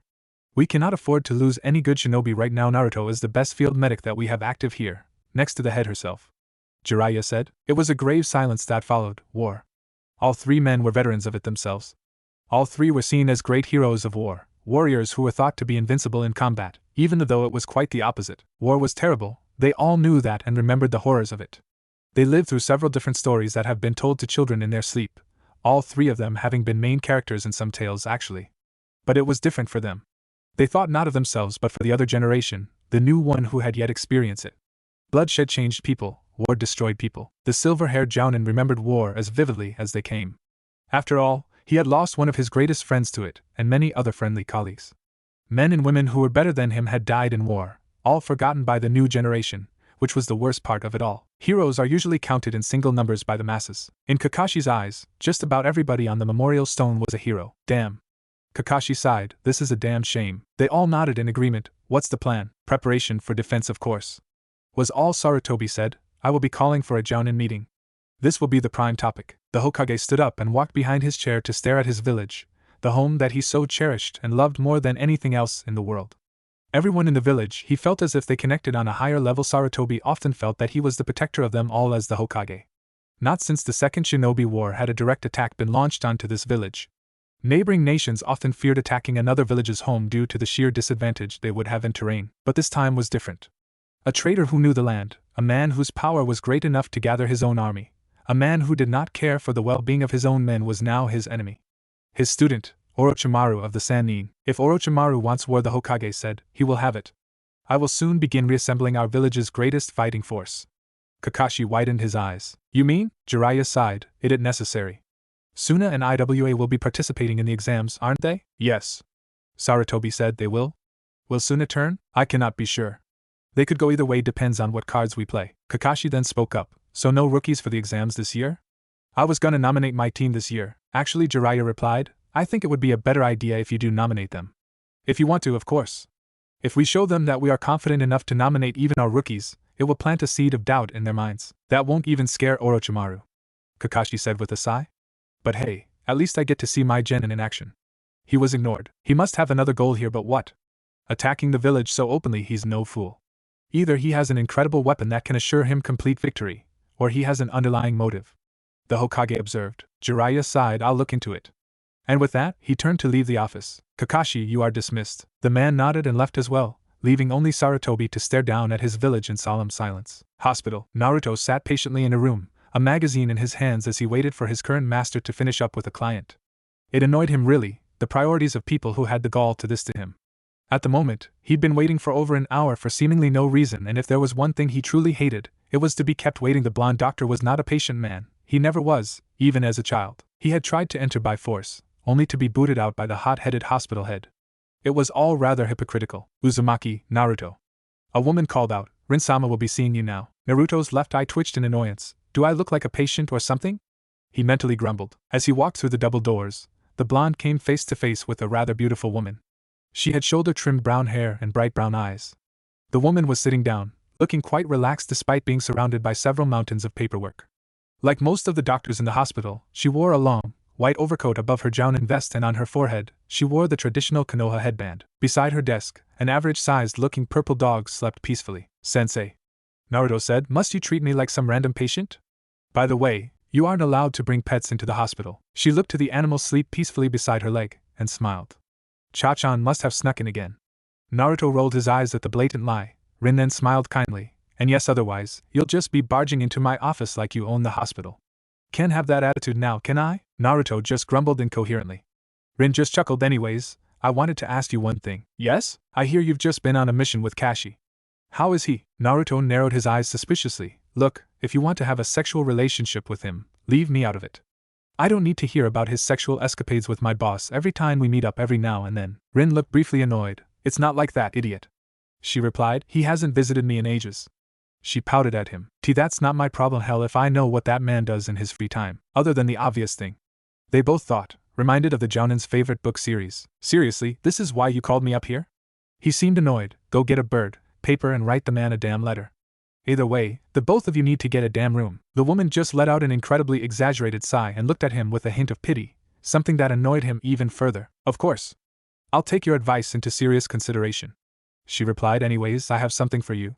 She picked up a scroll from the side of her desk and threw it at him. Naruto looked open the scroll and read the details of the patient, his eyes widening as he hit the bottom.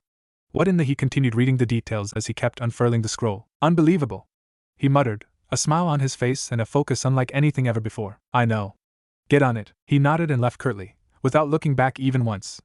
As Rin looked back down to her paperwork, a bird fell down beside her open window. She went to go pick up the message tied on its leg. Jonin meeting he. Guess I might get to catch up with the old dog after all. Later that day, the head of the hospital walked swiftly down the hallways, her white coat bellowing in her wake as she made her way to the Jonin command room. The room was huge, fit for nearly 50 Jonin, which was the approximate amount they had on their current roster, excluding A and BU members. Every shinobi village had about the same numbers in their ranks, but in the end, only 50 was the average amount of Jouninth rank. Was not easy to attain after all. One needed years of training to make it to even Chunin, let alone Jonin. Rin soon came face to face with a closed door. Quickly opening it up, she grinned as she saw several of her friends there. Nai, Jen, Asuma, Yuhi. Kurenai turned and smiled. She was a rather new Jounin that Rin had met years ago in a conference of Kunoichi. Rin. We rarely see you around nowadays, workaholic. Genma spoke up, the exact opposite of your teammate. Shirani Genma was a fairly seasoned veteran for all intent and purposes, his resume ranking him very high on the food chain in Konoha. As a former member of the Yondaime Hokage's personal guards, he along with a few others were the only people in the village who knew how to perform the famous Horatian technique, Flying Thunder God, the move that slew hundreds of IWA shinobi. Hey, I get out every now and then. Rin defended. Where's Kashi? Asuma rose a brow and replied, really, are you seriously asking that question? And you call yourself his teammate? Rin twitched. Why yes, I tend to ignore the more idiotic rumors of my teammate. Chances are, he's already here and is reading his book under a henge. If he's late, then it will only be for his genin. A suspicious look Jounin suddenly coughed, making Rin smirk. It's that one. She pointed. Asuma widened his eyes. I take what I said back. The suspicious-looking Jounin sighed and unveiled himself, revealing a silver-haired man who wore his headband like eye patch. Rin Chohan. Kakashi whined, as if he were a child who had been caught in the middle of his prank. Why do you have to ruin my fun? Rin just smirked and hushed him. Quiet, Kashi. Or must I reveal to the entire Jounin roster your most terrible secret? Kakashi narrowed his lone eye. Okay. The group sweat dropped at the childish behavior being shown by the two grown shinobi. Anyways, you haven't visited me in ages. Where have you been? She said to him in a scolding tone. Kakashi tried to escape to his book, only for it to be taken away from him by the woman. Sorry, he said, my genin suck. I've been thinking of ways I could make them better, so I've been going through books to see ways I could teach them in more effective ways. If you were having trouble with taking care of a bunch of genin, then you should have come to me. Rin replied, I've trained fine shinobi. And this was true, all of her students had all gone on to become great ninja. Her first official genin squad were now all members of the ANBU, and her latest student, well, he's Uzumaki Naruto. You copied sensei's MO, that's why. I've been trying to be original. Rin just chuckled, coming from the copy ninja. That's a laugh. And I do not copy sensei. I've changed things here and there. Just as they were about to continue, the door opened up, revealing the Hokage and his advisors, along with another man who many recognize as Shimura Danzo, one of the more decorated soldiers in Konoha. Turning her attention, she went on to listen to the Hokage, intent on listening to what he wished to say. Sarutobi walked up to the front of the shinobi and stared them all down. I wish to waste no time today. Koharu, will you please get on with the introduction? The old woman, another member of the Council of Shinobi, nodded. Of course. I'm sure most of you think you know why you're all here. Many of the shinobi nodded, many thinking along the lines of the Chunin exams. Kakashi seemed downcast, something that worried his teammate beside him. With Chunin exams, we have another issue that comes. Hamura, the Sandaime's other advisor, spoke. On the horizon, the traitor Orochimaru has been building an army according to reliable sources. That caused multiple gasps, especially amongst the rookie Jonin. Rin seemed calm, but as she looked to her friends, she saw Asuma sigh, Genma shake his head, and Kurenai widen her eyes, seemingly contemplating the news altogether. And according to Jiraiya's information, Sarutobi showed them the scroll said man bad brought. He is planning to strike during the third stage of the Chunin exams, when we plan to invite the other Kage to watch the tournament we usually have. There was slight whispering in the room. This did not bother the Hokage at all. The warning of war often caused panic, even in the greatest shinobi. After all, we must prepare accordingly. Danzo spoke up. What is your plan? There are various angles we can plan from. I wish to consult our chief strategist. He nodded towards Nara Shikaku. I've told Shikaku-san about this earlier. You may speak. Nara Shikaku was definitely not what many people would see as chief strategist material. On the outside, he seemed very lazy and unmotivated to do any work, but what most people didn't know was the sharp mind he held. The Nara clan was famous for their usage of shadow techniques, but Shikaka was especially known for his keen intellect.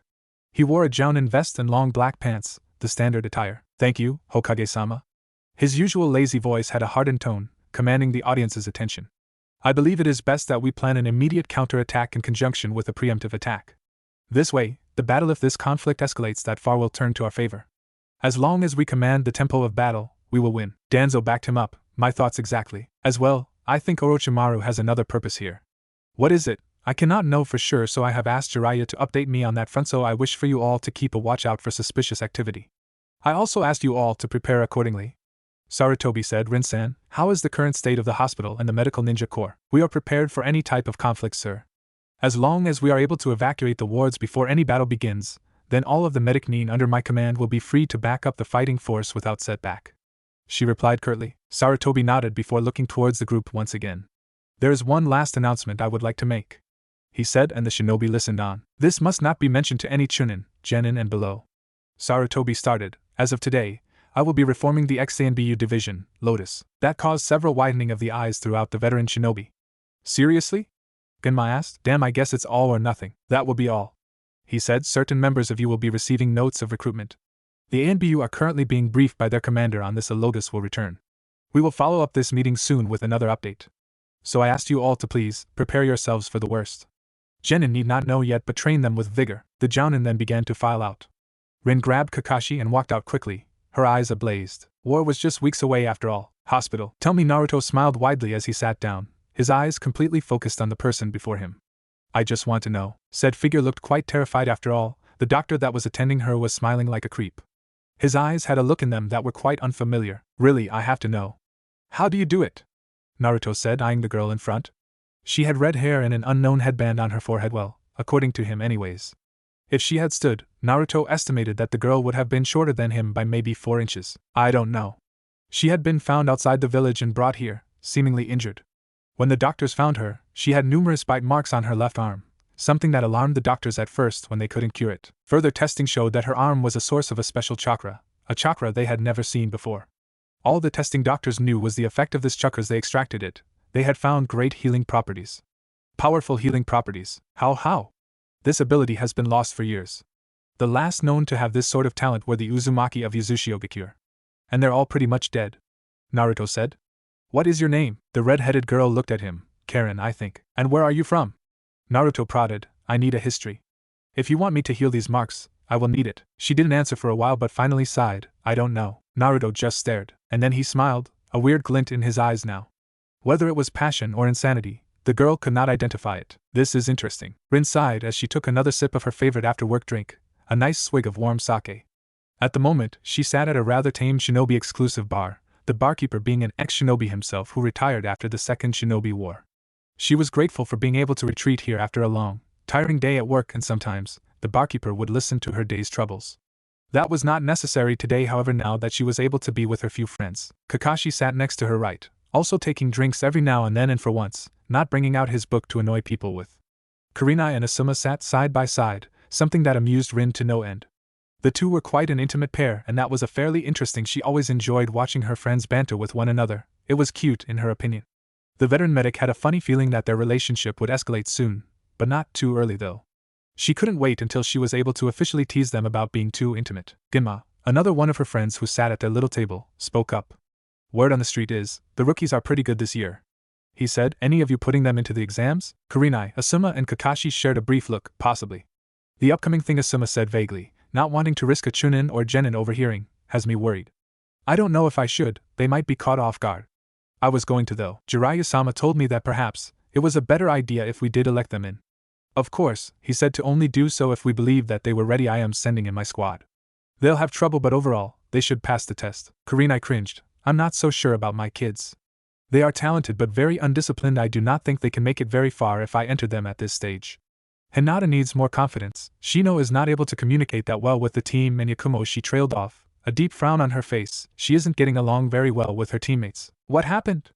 Rin spoke up. "A team that doesn't work well together isn't a team at all." She lost control of her powers again. The red-eyed woman said, "Yakumo has genjutsu powers unlike anything I've ever seen before. The ability to make some of her illusions into a reality is something we all want, but it's a power that is far from her current control. when she tried to cast a regular genjutsu, making Shino think he was on fire, but then her powers took over. It did not end well for either of them. They all nodded. So the Aburame got burnt to a crisp then? Genma said. Must have been a sad day for his mental status. He was stuck in the hospital for a week with terrible burn injuries, so he thinks. His entire colony of bugs were eliminated in a flash according to the genjutsu's power. The woman confirmed. Bad day. A power like that is hard to control and is fairly hard to counter. Kakashi said self-control is a difficult practice when you have an evil entity in your body.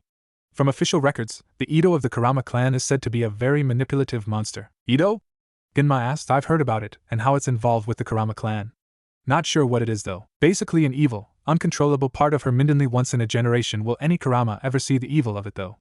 Everyone has one. Yakumo's is just more sentient and demonic. Had to get Jiraiya-sama to seal the damn thing to get it under control so she could even live. Rin then smiled, catching Kurenai off guard. I can ask Naruto to help train her if you want. I cannot think of anyone else that can help her tame an inner evil. Kurenai looked a bit hopeful at that, but her hope was halted when Kakashi sighed. Rin, Naruto doesn't have the patience nor discipline to help someone do that. If you haven't already noticed, he hates wasting his time with things he doesn't care about. Maybe you're right, but I'll ask him anyway. She replied, not wanting to let her friend down. I'll ask him when he's done with his current case. Damn kid's been locked up in the hospital for days ever since I gave him his new assignment. Anyways, how about your kids, Asuma? Genma said. Kakashi seemed confident in his little troopers. Any insight on the next generation Ino Shikacho trio? I heard they were pretty good back in the academy, well, except the Nara. Lazy. Was all Asuma said. Talented but unmotivated and lazy, kind of like Kurenai's kids. Shikamaru is actually pretty brilliant for the runner-up. Dead last kid's IQ is literally through the roof. Ino has potential but spends so much time fawning over the Uchiha and Shuji. Well, he's on the same boat as Shikamaru minus the super IQ part. Other than that, they are very, very talented in short bursts. Manrin muttered, it must suck to train kids like that. All of my genin were all high energy. They knew how to put work day in and day out. Guess I just got lucky then. They all looked at her with a sort of annoyance. Rin never failed to boast about her students. For years, she would talk on and on about how proud she was of her ability to train excellent and top-of-the-line ninja. Of course, it wasn't a bad thing to do at all. Rin just loved to shove it in their faces from time to time. After all, how many people got to say they trained one of the top medical prodigies in the world? You got lucky. Kakashi muttered, having great students doesn't make you a great teacher. With Naruto's Lin, Rin slapped the man's face, a look of warning in her eyes. Kakashi sighed, linked talents in multiple fields. Of course he was bound to become a great shinobi. He is an amazing medic, fixed me up when I got this bad wound on my chest. Genma sighed, kind of an asshole though. No offense, Rin. She just laughed it off. Don't worry about it. The woman replied, her mood now solemn though. He's just had a hard time these past few years. Kid used to be so happy and carefree, but ever since that incident with his team, he's been down. We all go through it, but a kid with his kind of passion and commitment, he takes it harder than anyone else, not to mention the stress of being a medic nin. He used to work a lot more than he does now, though that's probably why he transferred to the diagnostics division. Good pay, low work, and a lot of time to do nothing. Where was he before? Kurenai asked. Rin took another sip of sake before speaking. He was the ace of the medic nin combat division, the top guy, and if he were older with more experience, Kid would have been the head of the branch. But you know, not many people would have wanted to take orders from an 11-year-old. They were all a bit surprised by the admission. Naruto was a great medic nin. He had a silver tongue, always able to manipulate patients and enemies into telling him what we needed to know, not to mention, he always had phenomenal combat abilities. Ever fought him up close? I suggest you don't unless you're a taijutsu specialist. Why? Asuma asked. That such a young kid could be so powerful. Medics usually keep their distance in a fight. Well, like you, Asuma, his affinity is wind. That surprised the Jonin. He developed a taijutsu that only medics of his caliber could truly master. His form, however, is based off one of the bases of Silet, or whatever he called it. She waved that part off, her knowledge of taijutsu quite limited to guys' crazed, passionate lectures of said subject. So what does it do? Genma asked. Does it hurt? Rin just smiled mysteriously. Eventually, yeah. His close-quarter fighting style will eventually destroy you if you aren't careful. I eventually gave up trying to spar with him up close and personal. He can also battle from a distance with a multitude of wind ninjutsu. The kid is not an average shinobi, that's all I can tell you. Sounds tough. Asuma said. Maybe I'll ask for a spar. Kakashi just shook his head. Like I said before, he doesn't like to waste his time anymore. Had you asked maybe 3 or 4 years ago, you might have gotten an enthusiastic yes and maybe a chance to beat him. The bearded Jonin twitched. Hey, I'm pretty experienced.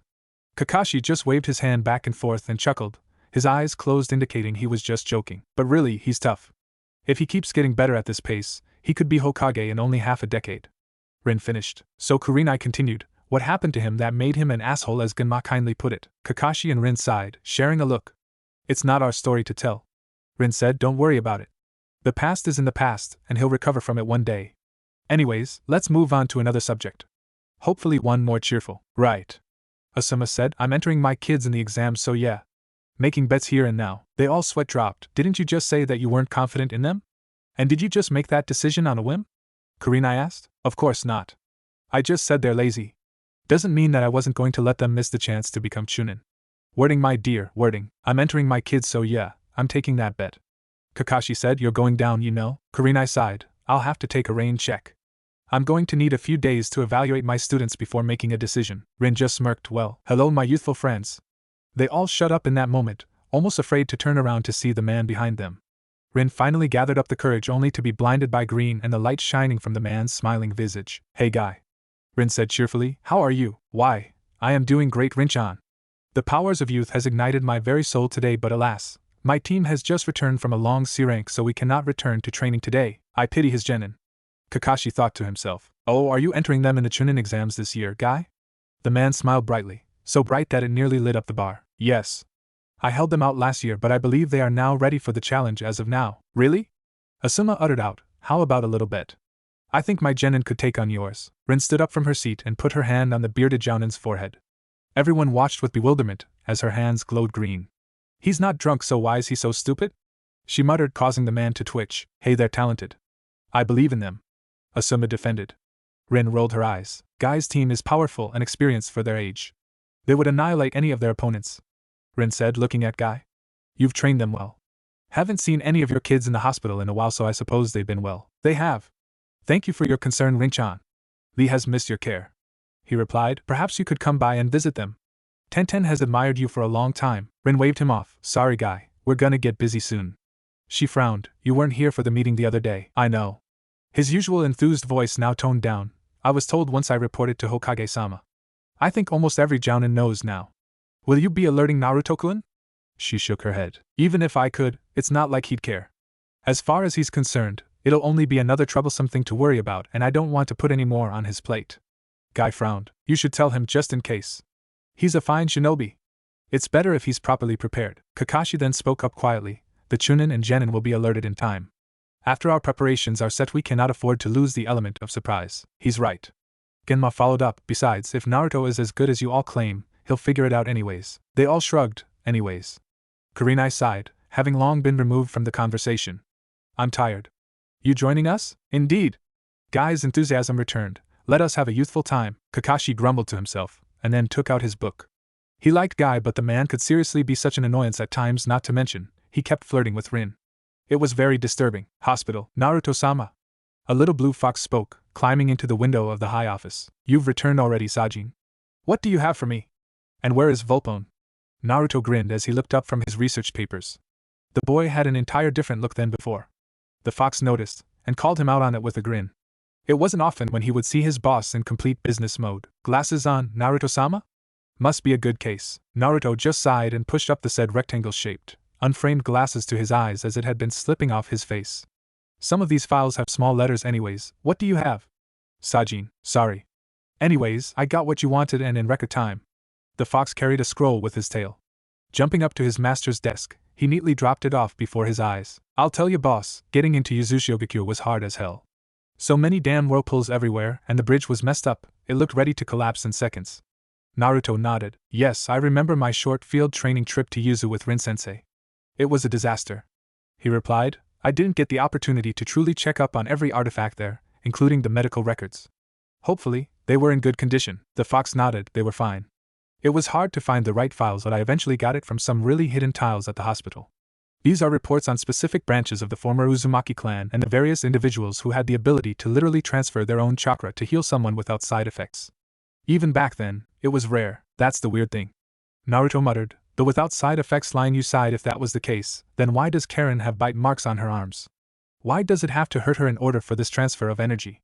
She's a natural sensor according to my last evaluation session with her as well. Her chakra control must be fantastic. The fox shrugged. I don't know anything about the human body, Naruto-sama, don't ask me. The doctor rolled his eyes. I was talking to myself. Anyways, you didn't answer my other question. Where is Volpone? Sajin shook his head, Akira-sama wanted a word with him. That was all Naruto needed to know.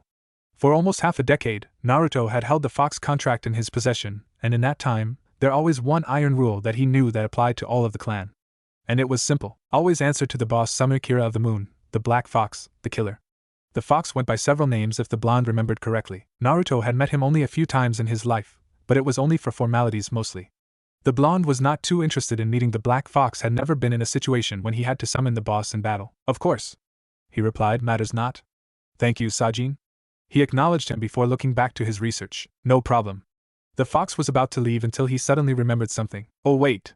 I forgot, apparently your village is preparing for war. Sajin said, his eyes serious. I overheard some Jonin talking about it by the gates.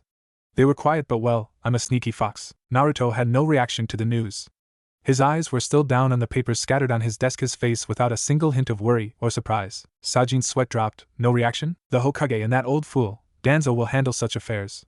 When I am called upon, I will do my duty as commanded by my superior officer. I'm guessing that I'm not supposed to know since I've yet to be informed. It doesn't matter right now. Wartime updates are usually regulated by Jonin, so, whatever. The blonde muttered, his eyes scanning the newly brought information. Interesting, he muttered as he continued to unfurl the scroll. Whatever floats your boat, Naruto-sama. And with a pop, the fox disappeared, leaving the blonde to his study. As soon as the fox left, though, the young blonde doctor let out a loud sigh and placed both of his palms to his forehead, feeling terrible, a headache coming in as he took in the latest information. War. I guess it was only a matter of time, and elsewhere in Konoha, Uchiha Sasuke, Haruno Sakura and Inuzuka Kiba were currently waiting for their ever-late sensei, annoyed by their teacher's tardiness issues. Just as Kiba looked like he was going to erupt into a temper, a poof of smoke appeared from behind him. You're late again, damn it! Kiba and Sakura yelled. What do you have to say for yourself? Here, was all he said, gently placing 3 pieces of paper into their hands. Sasuke quirked a brow as he read the title of the paper. Chunin Entrance Exam? He uttered, nice, awesome. Kiba exclaimed along with Sakura, their former sour mood completely erased. You guys are good enough to get in, and I think you have a decent chance if you stuck together like I taught you. They all nodded. Good luck and be careful, all of you. Take the next few days to train. The exams will begin soon. I have things to attend to for the next few days, so if you need a trainer, stop by the academy for tips. Never forget, the teachers there will always help. Kurenai watched as her genin trained with a watchful eye. She was careful to examine every bit of their talents carefully. She didn't have to enter them into the exams, but she had a gut feeling, a weird feeling inside of her told her abandon those doubtful thoughts of failure. The kunoichi was usually a more level-headed woman, often going by the book when it came to running a team and being in one. But as she watched her genin, she felt that there was something special about them. They had an air about them that spoke clutch, and it was this gut feeling that kept telling her to enter them into the exams, that entering them will do her team good despite the high risks. She was torn with the decision. Throughout her entire career, she had taught herself to not do things on an impulse, to not run off into a situation recklessly, and look at her now, she was one of the youngest Jonin in the village and a master at her craft. But when she looked at her friend, Rin, she thought otherwise. She went through her life with a different type of air of confidence, one of risks and gambles. She often challenged authority in order to better her village from the inside. She did not go by the book 100% of the time and often took risks in order to gain status. Kurenai admired the woman above all others, even Tsunade of the Sannin, and it was in that moment of revelation did she make her decision. No doubt in her mind, she would always remember the feelings she had today for years to come. The scare of the gamble she was about to take, it was a bittersweet feeling. Team! She commanded up front. The 3 lined up before her orderly. She eyed the first one, Abirame Shino. He was fairly tall for his age, standing at 5 foot clean. The boy wore a huge collared coat that covered his face and shades like the typical Abirame. Next to him was a girl who was shorter, standing at 4'5". She wore a light red shirt with a protective chain built in and black pants. Kurama Yakumo had long brown hair and light brown hair. Like the Abirame, her face was completely apathetic and clean of emotion. Kurenai mentally sighed. The girl had come a long way from when they first met. All those years ago, when Yakumo was still a young child and her parents had been killed, she had a weak body and nearly fell to a terrible depression. Kurenai nearly accepted to train her as a child, had it not been cancelled at the last moment by the Hokage. That was the last time Kurenai had seen her until the academy. The Jonin didn't know what happened to her from then, but when she was old enough to enter the academy, the girl seemed much better in terms of physique and overall health. She was now confident and determined despite being fairly antisocial. The girl did not have many friends. Kurenai had yet to ask her of what happened but figured she could wait until later when their relationship improved. Hyuga Hinata stood at 4 foot 4 inches, barely under the brunette beside her. She wore a modest sweater and black pants. Unlike many of her clan, she was rather shy and hesitant to show her immense talent. Kurenai knew she had talent. It would be foolish for anyone to miss it. The Jonin didn't know why she was so shy but was determined to help her with that issue. I have an announcement to make. I will be entering you for the Chunin exams. The reactions did not vary much. Kumo and Shino barely made a sound whilst Hinata widened her eyes, fear glinting in them. Now I have a strict training program that will prepare you for this. I expect nothing less than your absolute best. Hi! Sarutobi Asuma looked at the three genin before him and sighed. What did I drink last night? He kept thinking to himself as he watched Ino launch into a one-sided shouting match at her lazy teammates. Guys! Come on, we have to get this done. I don't want to lose to Forehead. She yelled out, only eliciting a troublesome from Shikamaru and a nod from Chuji. Nara Shikamaru had his hair tied in a sort of ponytail, shaped like an odd pineapple if Asuma was honest enough. He wore black pants and a simple zip-up coat over a chain shirt. Sometimes, Asuma could not believe the kid had actually passed the academy with his extreme lack of motivation. Akimichi Chuji was like him but more responsive to direct orders. He wore a scarf and the standard shinobi clothing in his face were marks that most of his clan had. A war paint-like look was what they called it, sitting for front-line fighters like them, Asuma supposed. Yamanaka Ino was a young blonde girl who wore a purple top and bandages around her stomach. To guard her stomach and skin from damage was the only guess Asuma could make out for their purposes. Genin. He spoke aloud, come here. I'm really doing this. This is really dangerous, but I keep thinking, they can do this. They are good. Maybe if I put them in a serious situation, they'll flip the switch like I see them do so often on tough C-rank missions. Yeah, I hope so. I'm putting you guys in the upcoming Chunin exams. Shikamaru sighed loudly, troublesome. Ino did not even bother to scold him. We've only been genin for what, 6 months? Why, Asuma-sensei? Not that I'm ungrateful, of course. Chuji just kept munching on chips. Asuma replied, I believe you guys can do this. Besides, your classmates will be in as well. Checkmate.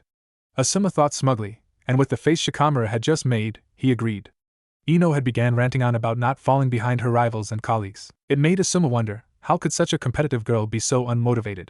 Maybe he really was a bad teacher. Perhaps he'd ask his father advice later. It was essential. Hospital. Next day, Naruto walked down the hallways with a small smirk on his face whilst carrying several pieces of papers in a manila-looking folder. He had a sort of spring in his step as he found his way walking towards the room of his newest patient. At first, he found her quite an odd girl who had seemingly lost her memories, something that was not too uncommon, unfortunately. She had several talents, and he wondered where she had came from, in terms of place of birth. It took the doctor a day or so, but his research had come through. So the Uzumaki are alive. There is one under my care. He had an excited feeling about the coming days, despite the bad news he had received earlier. He should have known that the girl was an Uzumaki. After all, they were famous for their red hair. But the blonde wanted to be completely sure and research other factors that contributed to her arm. Why only her arms, though? According to these files, she should have the ability to channel and transfer purified chakra. Does she lack the knowledge to do so? There have been a few reports stating that having intimate contact, like biting, would extract the chakra as well, but it is so uncommon, not to mention those wounds should be able to heal regularly. Why not her? He had come up with a hypothesis, and was now walking to her room to test it out. Finally arriving, he opened the doors and was shocked to see that she was not alone. Who the hell are you? Naruto said clearly, back straight as he looked up to the other person. The person was a teen boy who didn't look too much older than him, to be honest. He had silver hair, wore round glasses and the standard trainee medic gear. Naruto sneered. Genin? Out. My patient must be attended to. Naruto-senpai. He said, my apologies. I merely wish to examine the patient. By the way, my name is… I don't give a damn what your name is. Out. I especially asked for this case. He lied smoothly, and also, I am your superior in this hospital. Only nurses that I have cleared can check up on her, is that understood? Oh, of course, sir. The glasses-wearing guy nodded shakily. Sorry, sir. Naruto only glared and waited for him to leave the room. As he did so, Naruto sighed in annoyance and looked back to the girl. The blonde took one look at her and mentally frowned. She seems different. What has changed since yesterday? Did he do anything to you? He asked curtly, receiving only a shake of the head from the red-headed girl. Naruto was now wary. She didn't verbally express that denial. She was rather talkative the other day. Naruto then began to the standard diagnostic techniques on her, scanning her body with the green hand of his medical technique. She hasn't changed physically, so what's this sense of danger I keep feeling? The blonde didn't know how to think, so he pulled up a chair and began his routine. I have been doing various research on your special ability. Tell me, you really have no idea of the family or clan you came from? No, sir. She felt uncomfortable saying that to a 14, almost 15-year-old doctor. It was an odd sight, but everyone around here seemed to take it in stride. My earliest memories were of being raised in a village known as Kusagakure, the Hidden Grass Village. I am a shinobi of there and got lost when my team was ambushed by a bunch of missing ninja. I had to flee. She said in a rehearsed tone, and the blonde caught it immediately. I don't know how I ended up here. She had no idea what happened to her the other day. Could she have regained her memories? Sounded like a half-lie, half-truth wording to me, Naruto thought calmly. I can hear her heart beating quickly like she wants to get away with something. Perhaps I should bring Ibiki in here. No, I cannot be too sure. I need to know what's wrong with her abilities. This is too interesting and it could help my personal research. Sir, can I go? Naruto was dumbfounded by the question. What? What do you mean? I'm feeling better now and I can move properly. So there is no need for me to be here, she said timidly. Naruto narrowed his eyes, anger making its way in. You are injured. I cannot allow a patient of mine to leave in your condition. Give me a few days and I can figure this all out. But that's not your decision. I'm fine. Really? Naruto looked like he wanted to explode with anger, scaring his patient with the glint in his eyes. I won't let you leave, he said in a deathly calm voice. You are not healed. Like I said. I'm fine. I can walk, run, quiet. I know you're here for the Chunin exam, so I might as well heal your injuries. Will your teammates be coming soon? He asked. If so, I'll have someone send a missive to your village, confirming your safety. She nodded but hesitantly. I guess. Naruto then smiled. Excellent. Now then, let's get some work done. The blonde was not aware of the presence outside his door, however. The boy with round glasses from before stood silently and listened in with his enhanced genetically improved hearing. His control was good enough to hide it from the young, talented blonde doctor inside the room. So that is the medical prodigy, Uzumaki Naruto. The teenage-looking medic thought, a smirk suddenly coming to his face. Orochimaru-sama will be very interested in this one. And with that, he walked away with no one the wiser. Yakushi Kabuto did not make a single sound as he went to go meet up with his leader in secret. Do you understand your mission? Failure will not be acceptable. A man shrouded in darkness spoke calmly, his back turned from another figure who was kneeling in complete submission. He was sitting, his chair turned away to face the window, and was seemingly gazing upon the night. There were no stars in the night, only complete darkness, and it saddened him. His view was not pleasant. The kneeling figure responded curtly. Hi, Konoha, flashback, time 0200. A lone boy watched the red-colored light on the wall of the emergency room in solemn silence, his eyes filled with anxiety and anticipation among other things that he felt in his body. He did not like the feeling of being forced to sit outside, useless and powerless to help them on the inside. For the past several hours, there were many things going through his mind, many scenarios he had replayed over and over again until his head started to burst in frustration. Are you alright? A voice spoke up next to him. The boy cursed mentally. He couldn't believe he had allowed someone to sneak up on him while lost in the fury of his thoughts. That was a dumb question. I'm sorry. What do you want, Kakashi? The boy's voice was broken. He could barely look up to the silver-haired man beside him. Don't you have missing ninja to hunt down or something? Maybe even a mission to go help a rebellion overthrow a dictator? Or hell, don't you ANBU operatives participate in the honorable job of protecting our Hokage? Why are you here? Hardly as important as coming here to check up on you. The tall Jonin was then silent for a moment after the opening comment, as if contemplating what he was going to say after that. It's difficult, I understand. The blonde did not answer. His gaze was still piercing the door to surgery. Naruto. Kakashi spoke, his voice laced with sadness and grief for his friend and, in a way, his little brother. The boy had been the son of his sensei after all. The two had been close throughout his entire life. Ever since Naruto could walk and talk, Kakashi was always there as a brother and a friend, always supporting him. Kakashi could see the grief in his eyes and his heart. It's alright. He tried to reassure him. Alright? Naruto responded quietly, but the Jonin could hear the pain it held, the grief he was currently suppressing. Standing outside powerless to help, that may be alright with you, but it's definitely not alright with me. Flashback and Hospital, 2200. There was a modest knock on the door. Naruto opened a single eye, and realized he had been asleep for the first time today since yesterday, something he'd been doing often for multiple reasons. Sighing, he looked up to the clock in his office to check the time of day. It was already evening, the sun had long fallen and the night had risen along with the village lights. Who is it? He said tiredly. Read the sign on the door. I don't take appointments after 9. Go away. Well, since you don't have any appointments right now, a female voice said with an amused tone, causing the resident blonde to sigh and roll his eyes. The door opened and he was once again face to face with his master and friend, Rin-sensei. Don't you usually go home at this time of day? Naruto asked calmly. It's unusual that you are up at this time, Rin observed her student openly. The boy looked tired beyond reason, his white coat off and on the side of his desk and Shunin vest undone, also seemed to be sweating fairly bad. How funny coming from you, Mr. I work from 9 to 5. She replied cheekily. Warm in here? Naruto nodded, a slight scowl in his face. Humid. I hate it. Reminds me of Kiri and Yuzu. You always hated humid nights when you were a kid. Need help sleeping? The blonde quirked a single brow. Are you suggesting I take sleeping pills? He asked. The girl then chuckled. No, but I can hook you up with one of my girlfriends. She's pretty cutie if you catch my drift. Naruto's sweat dropped and had no reply. What was up with his friends and sexual innuendos? Oh, I was just teasing. Rin then settled for a more serious topic. How's the case? Reaching to the side of his desk, Naruto pulled out a single folder and offered it to his boss. From what I've discovered in these recent days, I believe she has genetic modifications done to her body, probably internally. This is the reason why our standard healing routine has had little effect on her when she was first checked in here. The standard ER medics aren't well versed in identifying these types of abnormalities. There is some kind of leech inside of her that is living off of her chakra. I'm scheduling a surgery tomorrow to see if we can find it. He finished with a yawn. Rin scanned the folder. It could be a seal, she suggested. The blonde shrugged. It could be. I am no seal's master, and I have no desire to learn the art anytime soon. Jiraiya-sama is coming soon. You might need a consult. Perhaps it is best to wait for him to arrive. Naruto scoffed, as if he would take time off of his busy schedule to come by the hospital and actually help others. Rin only sighed and shook her head. He's your godfather, you know. Jiraiya-sama may be busy often, but he does drop by when he can. Whatever. The man can do as he wishes. Naruto stood up from his desk slowly and carefully stretched out his muscles. Anyways, is there anything else you need? I think I've been away from home long enough. 2 more things, she said. I was wondering if you were interested in training a genin named Kurama Kumo. The doctor only looked at her with a deadpan expression.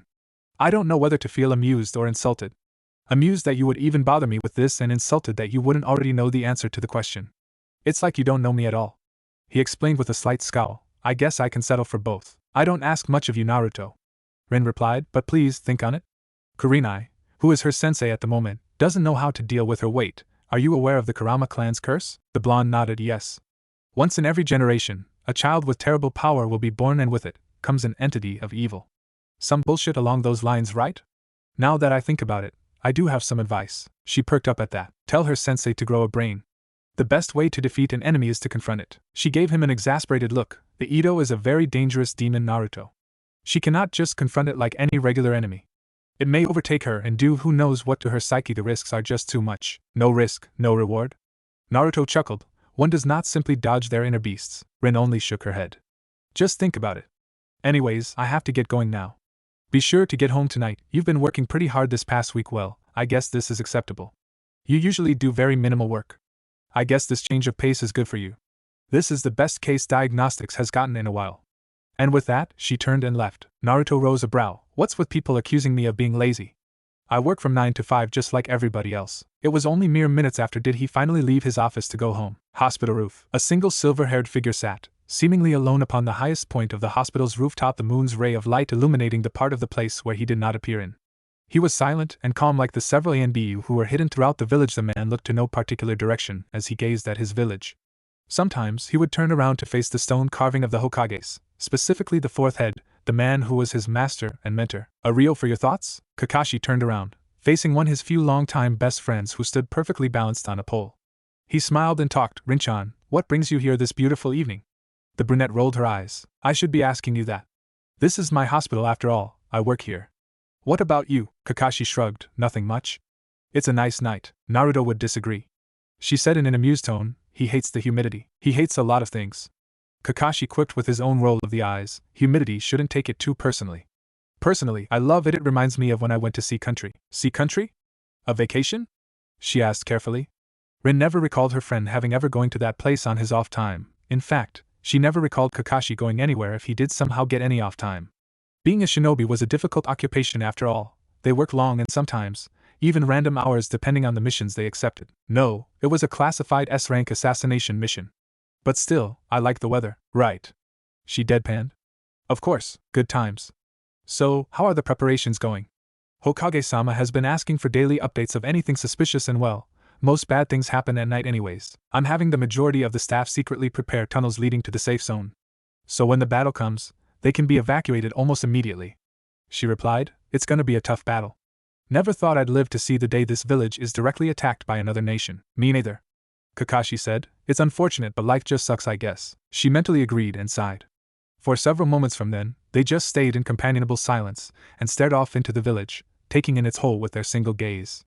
It was not an uncomfortable silence, the feeling of nostalgia fitting more than any other if Kakashi had thought about it. Just like old times, huh? The 3 of us just standing around and doing nothing, Rin said with a sad smile. Kakashi just chuckled, yeah, waiting for the 4th member. His voice had a leak up unveiled grief. She turned around slightly to gaze upon the stone face of her late master and friend.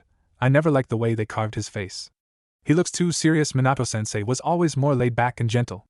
They made him look like a sort of intimidating figure on this wall. That's kind of the point, you know. To the foreign nations, Sensei was revered as one of the greatest shinobi to ever grace the land. In IWA, they called him a demon. Kakashi replied. True, they may have called him that over there, but here, he was just a man, a leader, a hero, a teacher, a husband, and a father. She trailed off with a sigh, a good man. That's the world we live in. Unlucky and cruel. Kakashi replied bitterly. If I had it my way, this eye, he touched the headband that covered his famous Sharingan, would be where it belonged. Rin just looked at him with a saddened visage.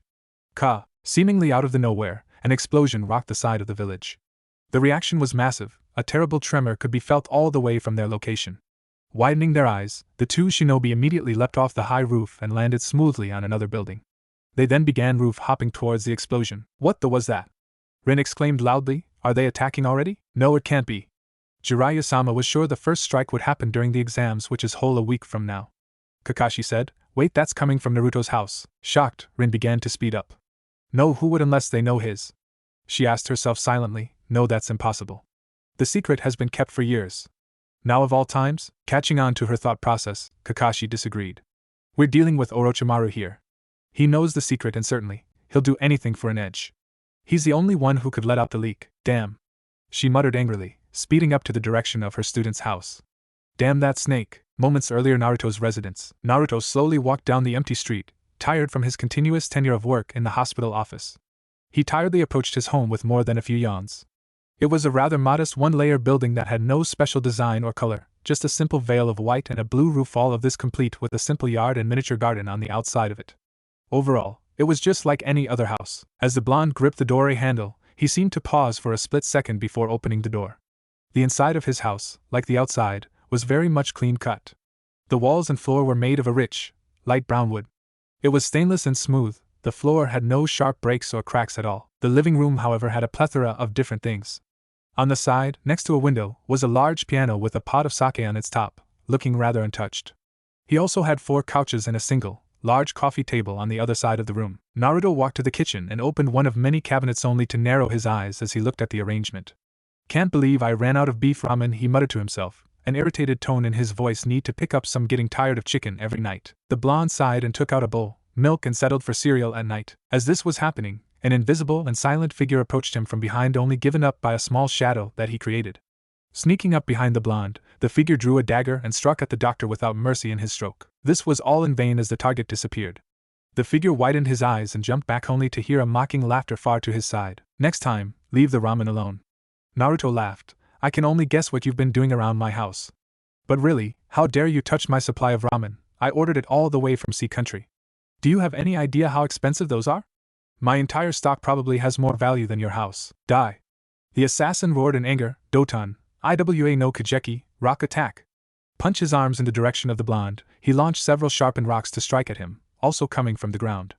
Naruto grinned and dodged the attack smoothly and zigzagged right into the opponent's inner space. The blonde punched him hard in the ribs but widened his eyes as the assassin didn't seem affected in the least bit. The man responded with a sharp kick, and although the blonde Konoha Chunin managed to block the hit, it launched him back and through his kitchen wall, into his living room. What kind of armor was that? It was like punching a rock, Naruto uttered, quickly regaining his balance. Ah man, my wall is gone. Doton Namyo Gasoku, armor of earth. The assassin said aloud, revealing the rock-hard armor covering the majority of his body, except his face. You should be more tight-lipped on your abilities, Uzumaki Naruto. Of course, it is no surprise. A child like you is often prone to boasting their weaknesses. He sneered at the doctor. Heh, I only do that so people would leave me alone. A good show of intimidation is good to strike out into the enemy, Naruto responded. Of course, the consequences can be dealt with. If I know that you know my specialty, then I can counter effectively. In other words, you are the fool for letting me know that you know my techniques. Not that I need anything new, you have several openings I can take advantage of. He smiled. Knowledge is important, but it matters little when I outclass you in every single aspect as a shinobi. The assassin twitched in annoyance. Damn you, bastard. He held his dagger and began swiping at him. Although he was not wild, the man was not completely refined in his art. Dodging the attacks with a smile, Naruto moved with a grace that was unlike his current opponent, who was bold and rough. Seeing a wide swing, Naruto ducked the attack and landed an electrically charged uppercut to the assassin. Taking advantage of the man's temporary paralysis, Naruto pulled back his left arm and gathered chakra into his palms. Rasengan, spiraling sphere. A swirling ball of pure chakra formed in his hands. He landed the ball of condensed chakra into the opponent's stomach, piercing, shredding through the armor of earth with absolute ease. The attack launched him back into the wall, knocking him out cold. The assassin began spitting blood violently from his mouth. Just because you know how to minimize my attacks doesn't mean I can't hit from an angle. You must be one of those weaker assassins that nobody cares about. He mocked lightly, and that was when it hit him. Wait, maybe you really are someone nobody cares about. Shit! He ran to the knocked out shinobi, and on his way, his peripheral vision caught sight of an ill-placed explosive note. Oh shit. And it was a few seconds later did his house explode into fire. Outside, Naruto! Rin exclaimed, landing at the spot of the explosion. Naruto! Where are you? Kakashi closed his eyes. I smell his scent everywhere, but where is he though? He muttered, watching as several shinobi landed in the area, all of them looking wary. Though he did catch sight of several amusing things, one such as Asuma's pajamas and Kurenai who landed right next to him, both looking severely annoyed and cautious. What the hell is going on here? A loud female voice yelled. Kakashi recognized said person to be one Mitarashi Anko, the former student of the legendary shinobi, Orochimaru. Like many of the other shinobi in the area, she had the aura of caution and annoyance. I felt it all the way from home. What happened here? Another Jonin, Rado, spoke. He wore shades at night for some odd reason and a simple shirt and pants. Isn't this Naruto's place? Wonder if he's alright. Genma spoke up. Where's the enemy? A Chunin exclaimed. Who's attacking? Rin, ignoring all of the newcomers, rushed right into the house and began moving the damage around. The amount of dust was large, and it was truly hard to see into the building. Where are you? She muttered, I know you're not dead. As if hearing her, from the yard a single hand popped out of the ground, followed by a body alerting every shinobi in the area. He was completely covered in dirt and earth, his blonde hair now roughed up with minerals from being underground. Kakashi sighed in relief as he saw the young teen arise from the ground. Naruto, what happened here? Are you alright? Alright?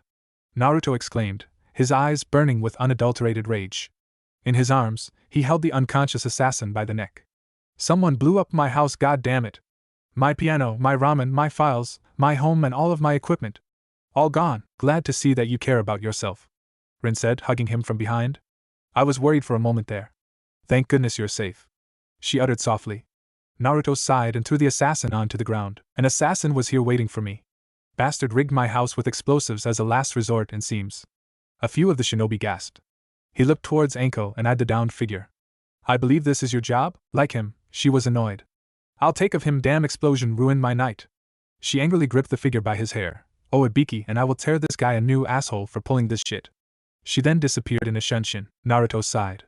What the hell was that all about? He asked himself. That was annoying, he probably poisoned my ramen too, that bastard. Kakashi just chuckled. I'm just glad that you're okay. Come on, you can stay at my place. He looked to Asuma. Can you let your dad know to send a clean-up crew here? The Jounin nodded. I will, he drawled, after I get some damn clothes on. Are those monkeys? Kurenai asked, looking at said man's pajamas and grinned. Asuma blushed and coughed. I'm going. Everyone watched, amused, as Asuma quickly left to avoid any more embarrassment. The Hokage looked at the assassin with a glare. Anger coursed through his veins as he thought of this man's actions. Of course, it was natural that he felt anger to anyone that attacked his village. Who is he, Ibiki? The third asked. What is his motive? He can't speak. The scarred Jounin replied. When Naruto captured him, all he had was standard shinobi equipment, no ID, no headband, we have no idea who he is. The moment he woke up, the fool tried to bite his tongue. He probably figures it's over and tried to commit suicide. Thankfully, we had a medic on standby for these cases. A Yamanaka will be coming soon to acquire his mission through mental invasion. The elder man nodded. Good. Don't let him die until you find his reason for visit. And with that, the old man walked off. Who is this man? Could it be? Report. A shaky figure kneeled before his boss, H-High. The mission was a failure. Uzumaki Naruto still lives. Toma-san has been captured. Silence. That was a sound that the kneeling figure certainly did not like to hear, as he did not know what to expect from his superior. Punishment was easier to determine from a rant, but silence meant anything, and that was what struck fear into him. IWA shinobi were usually very strict on failures, and his boss did not like to hear it. It projected a visage of weakness, something the man loathed more than anything in the world. I see, was all the mystery figure said. Tell me, why did you return then? Jounin were flying in from everywhere, sir. I had no charm, was the last thing he said before a giant cube fell on him, knocking him out. How dare you? The figure stepped out with a dangerous snarl on his face. At first glance, the man did not seem intimidating at all. That was until they would figure out that his short stature meant absolutely nothing when it came to battles, not to mention he was flying as if nothing seemed more natural to him. You abandoned your teammate after failing the mission as well? How dare you return a failure and a coward? He signaled the ANBU inside his office to take the downed man away. Get this coward to the hospital. Wash his memories of anything shinobi as soon as his wounds are done closing. Doesn't deserve to be a shinobi in my forces. Hi, Sachikage-sama. The short man walked back to his desk, his once neutral mood now foul. Uzumaki Naruto no, Namikaze Naruto. Your father's sins will be the end of you. IWA had been running low on funds ever since they lost the war all those years ago. His village had suffered in production. They had garnered a terrible reputation from then on, and his village, his people were suffering for it. At the moment, only Kumo could match Konoha in power. Kiri had the potential to do so as well, but they were still in the midst of civil war. Suna was a joke as far as the short man was concerned. They were only difficult to defeat on their own turf from what he remembered back during the war. I guess I have no choice. The old man thought, Orochimaru, I'll take his offer and then I'll kill him myself. Naruto sat gloomily inside the Hokage's office, facing the head man himself with a look that screamed frustration and annoyance. The old man couldn't exactly blame him for his mood. After all, he had been on the wrong side of an assassination for the first time in his memory, something that no sane person would particularly enjoy. Assassination attempts on high-profile shinobi were definitely nothing new to the Hokage, but to the blonde doctor, it was different. He was still a rather young man, and had lived in a relatively peaceful era, complete contrast to the life Hiruzen lived. I understand that you're angry, Hiruzen said, rubbing his temples, but we need to discuss your security. Naruto scoffed, no offense, Hokage-sama, but I don't require any security, seeing as how the assassin managed to get past the ANBU stationed in my neighborhood so easily. What I require is compensation for my home and damaged goods. I had years of research and files in that house. It will take months to get all of it back if ever. I see, was the old man's reply. Unfortunately, that will have to wait a bit. The village budget is still under review and it will take some time to calculate how much we can send to you. Damn. Naruto muttered, I lost all of my stuff. Oh my poor piano. I'm really sorry, Naruto-kun. But on the bright side, you're still rich. He deadpanned. Naruto shrugged, now seriously, we need to talk about your security. It seems someone is after you. The blonde just waved it off. Probably some asshole who wanted my bounty, no big deal. Naruto-kun, you don't have a bounty. Those are only for missing ninja who betrayed their villages. If you're talking about the underworld bounty, I assure you you don't have much. Hiruzen replied with a sweat drop. What? He narrowed his eyes. I remember some guy saying he was going to take my head back to Kumo or something. The Hokage sighed and began rubbing his temples again. I'm pretty sure they wanted to take your head back to Kumo so they could study your brain to see how it functions or something like that. Said person who said that he would take your head to Kumo is probably ignorant to the fact that the third Raikage is dead and the fourth is not the same power-hungry individual. With you being a known prodigy, they probably also think you had an advanced mind. Also, you're an Uzumaki. Kumo has always been known to be interested in that clan for some reason. The Uzumaki were said to be descendants of the Sage of Six Paths. Naruto did not respond for a whole second. Damn, the Hokage rolled his eyes, getting back on topic again. He glared at the blonde who grinned sheepishly. We don't think that it was a random mercenary that attacked you. Did you crack the guy? Naruto asked. I sure hope you sicked a beaky on his sorry ass. Bastard's gonna pay for blowing up my house. Unfortunately, the Yamanaka clan has found nothing conclusive. His mind was seal-rigged. The blonde face-bombed when he heard that. When a mind was seal-rigged, that meant his assassin was given a sink or swim assignment. If the shinobi were to be captured, then he would die or live life a vegetable due to the technique. Entering a rigged mind was a difficult task, if not straight up impossible. One mistake could cause the mind to completely melt and destroy any information in the shinobi's head. It was not a pleasant sight. I see. So then, what's on your mind? It must be serious if you had to get an entire platoon of ANBU to surround the place. Seriously, why doesn't he apply for Jonin already? The skill is certainly there, the Hokage mentally accessed. The boy had more skill in his pinky than most shinobi did in their entire bodies. It was a terrifying thing to watch him do nothing with his potential sometimes. Indeed. I believe that you have been targeted by one of the 5 major villages, the Wagakure. Ridiculous. Naruto replied, seemingly shocked. I've done nothing to IWA. They have no reason to go after. He trailed off as his eyes caught a certain light. Following his brief moment of distraction, he came to face with the portrait of his father. Even smiling, the 4th Hokage seemed radiate an image of intimidation. Naruto didn't know if it was because he knew of the history behind the man's legendary butchering of IWA, or if his father really was just that awesome. I see, Naruto said, scratching his chin. How many people could have told them? Orochimaru knew for sure and could have let out the leak, was the reply. But let's face it, you look just like him, the 3rd Hokage said, eyeing the portrait momentarily. They will not stop until you are dead. They will take your head and put it on a pike to display in their village. The blonde nodded. I understand, but I still don't need security. I can take of myself just fine, thank you. Naruto-kun, I can spare an entire platoon of ANBU just for your protection detail. Don't be so foolish in this decision, please.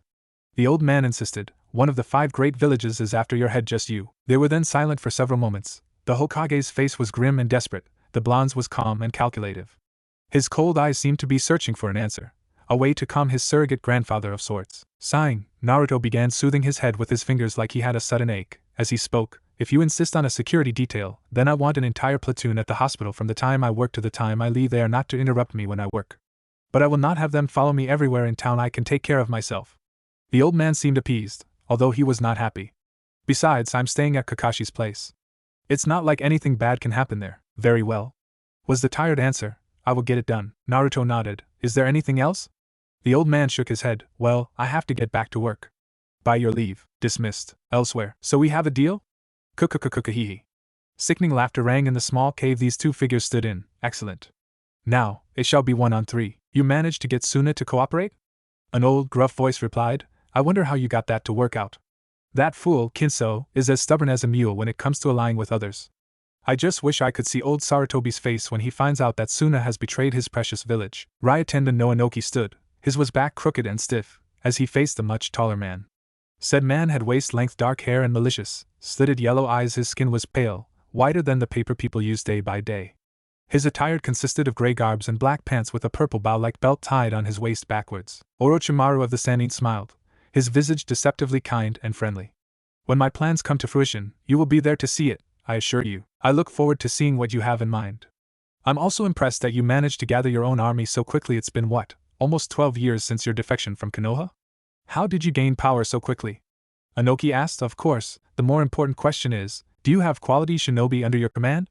I'd be rather annoyed if you gathered an army full of chumps. Kukuku, don't worry about my shinobi, Inoki. I have assembled a fine army. The Sannin smirked. I will be bringing 2 of my very best generals to battle, along with 4 of my other elite shinobi. That's it. You speak as if you have other powerful shinobi. If you are holding out on your full power, then why should I help you? I'm not a big enough fool to bring out 100% of my forces into one strike. Chances are Konoha will repel our initial attack and then we will be forced to flee. The elder shinobi raised a brow. Then why would you attack if you are willing to admit such a thing? Do the lives of your men mean nothing to you? Because the pale man smirked. The ultimate goal of this plan is to assassinate the Hokage and to launch a powerful preemptive attack that will lower their morale in the long term. No doubt, Konoha will find a way to overcome our initial strike. He sighed. This will not be a short war, Inoki. Despite the loss of the Uchiha clan all those years ago, they are still the greatest of the 5. If they could survive the Kyuubi's rampage all those years ago, then this will hardly be a challenge to overcome, I suppose, Inoki said. But it will still be a wonderful chance to annihilate them once and for all. If everything goes perfectly, then yes, Konoha will be wiped from the face of this world. Orochimaru said, but with their power, I doubt that our elites can match theirs. If Jiraiya appears, then we will have trouble. As much as I hate to admit it, my old friend is rather formidable these days. They also have other powerful shinobi as well, said the Kage, Sharingan Kakashi and the White Witch Rin among them if I remember correctly. Oh, you old fool, you have no idea just how powerful they all are, Orochimaru thought with a mental frown. We'll be in trouble if the old man manages to call in Tsunade, as if they didn't already have enough powerful medics. Indeed, the pale man replied. Now then, I must ask, what are you going to do about Kumo? The short man scratched his chin speculatively. The Yondaime is not as big a warmonger as his father was, I believe. I've heard rumors that he actually wants to make peace with Konoha. The disgust was clear in his tone. He must be as stupid as he looks. I'm unsure of how to approach him at the time being. Orochimaru admitted. I was hoping he would stay neutral during the affair, but it looks like we've no choice but to come up with a contingency plan for him. Any rough ideas? The Sannin frowned slightly, but as if a light bulb lit up in his mind, it slowly curled up into a grin. I have a few, but first, I must evaluate his resolve. Elsewhere, the exam starts soon. Naruto pretended not to care about her exam. Quiet, you just got out of surgery, you shouldn't be speaking yet, didn't waste energy. Karen sighed and only shook her head as she laid back into her soft bed. The doctor had been working non-stop on her arms to see if he could cure it. It resulted in her thinking he almost seemed obsessed with her. It's not that she wasn't touched by the gesture, in fact, she was awed by his dedication and passion for the art of medicine. Will I be good to go before tomorrow then? Naruto sighed in exasperation. It's important. It's not just about me, you know me teammates will be disqualified if I don't show up. We have to meet up tomorrow to discuss strategy and stuff. Naruto scoffed, as if they had any idea what the exams were about anyways. If they care more about passing a stupid Chunin exams more than your health, then they're trash. He replied conversationally, true teammates should be like family, they take care of one another, as if they were related by blood. I didn't think someone like you would be some compassionate, you know, they say that you are always so cold to others. She quipped, why do I see a different side? Someone said that about me? He scowled, was it Shin? Gah, I knew he didn't like me.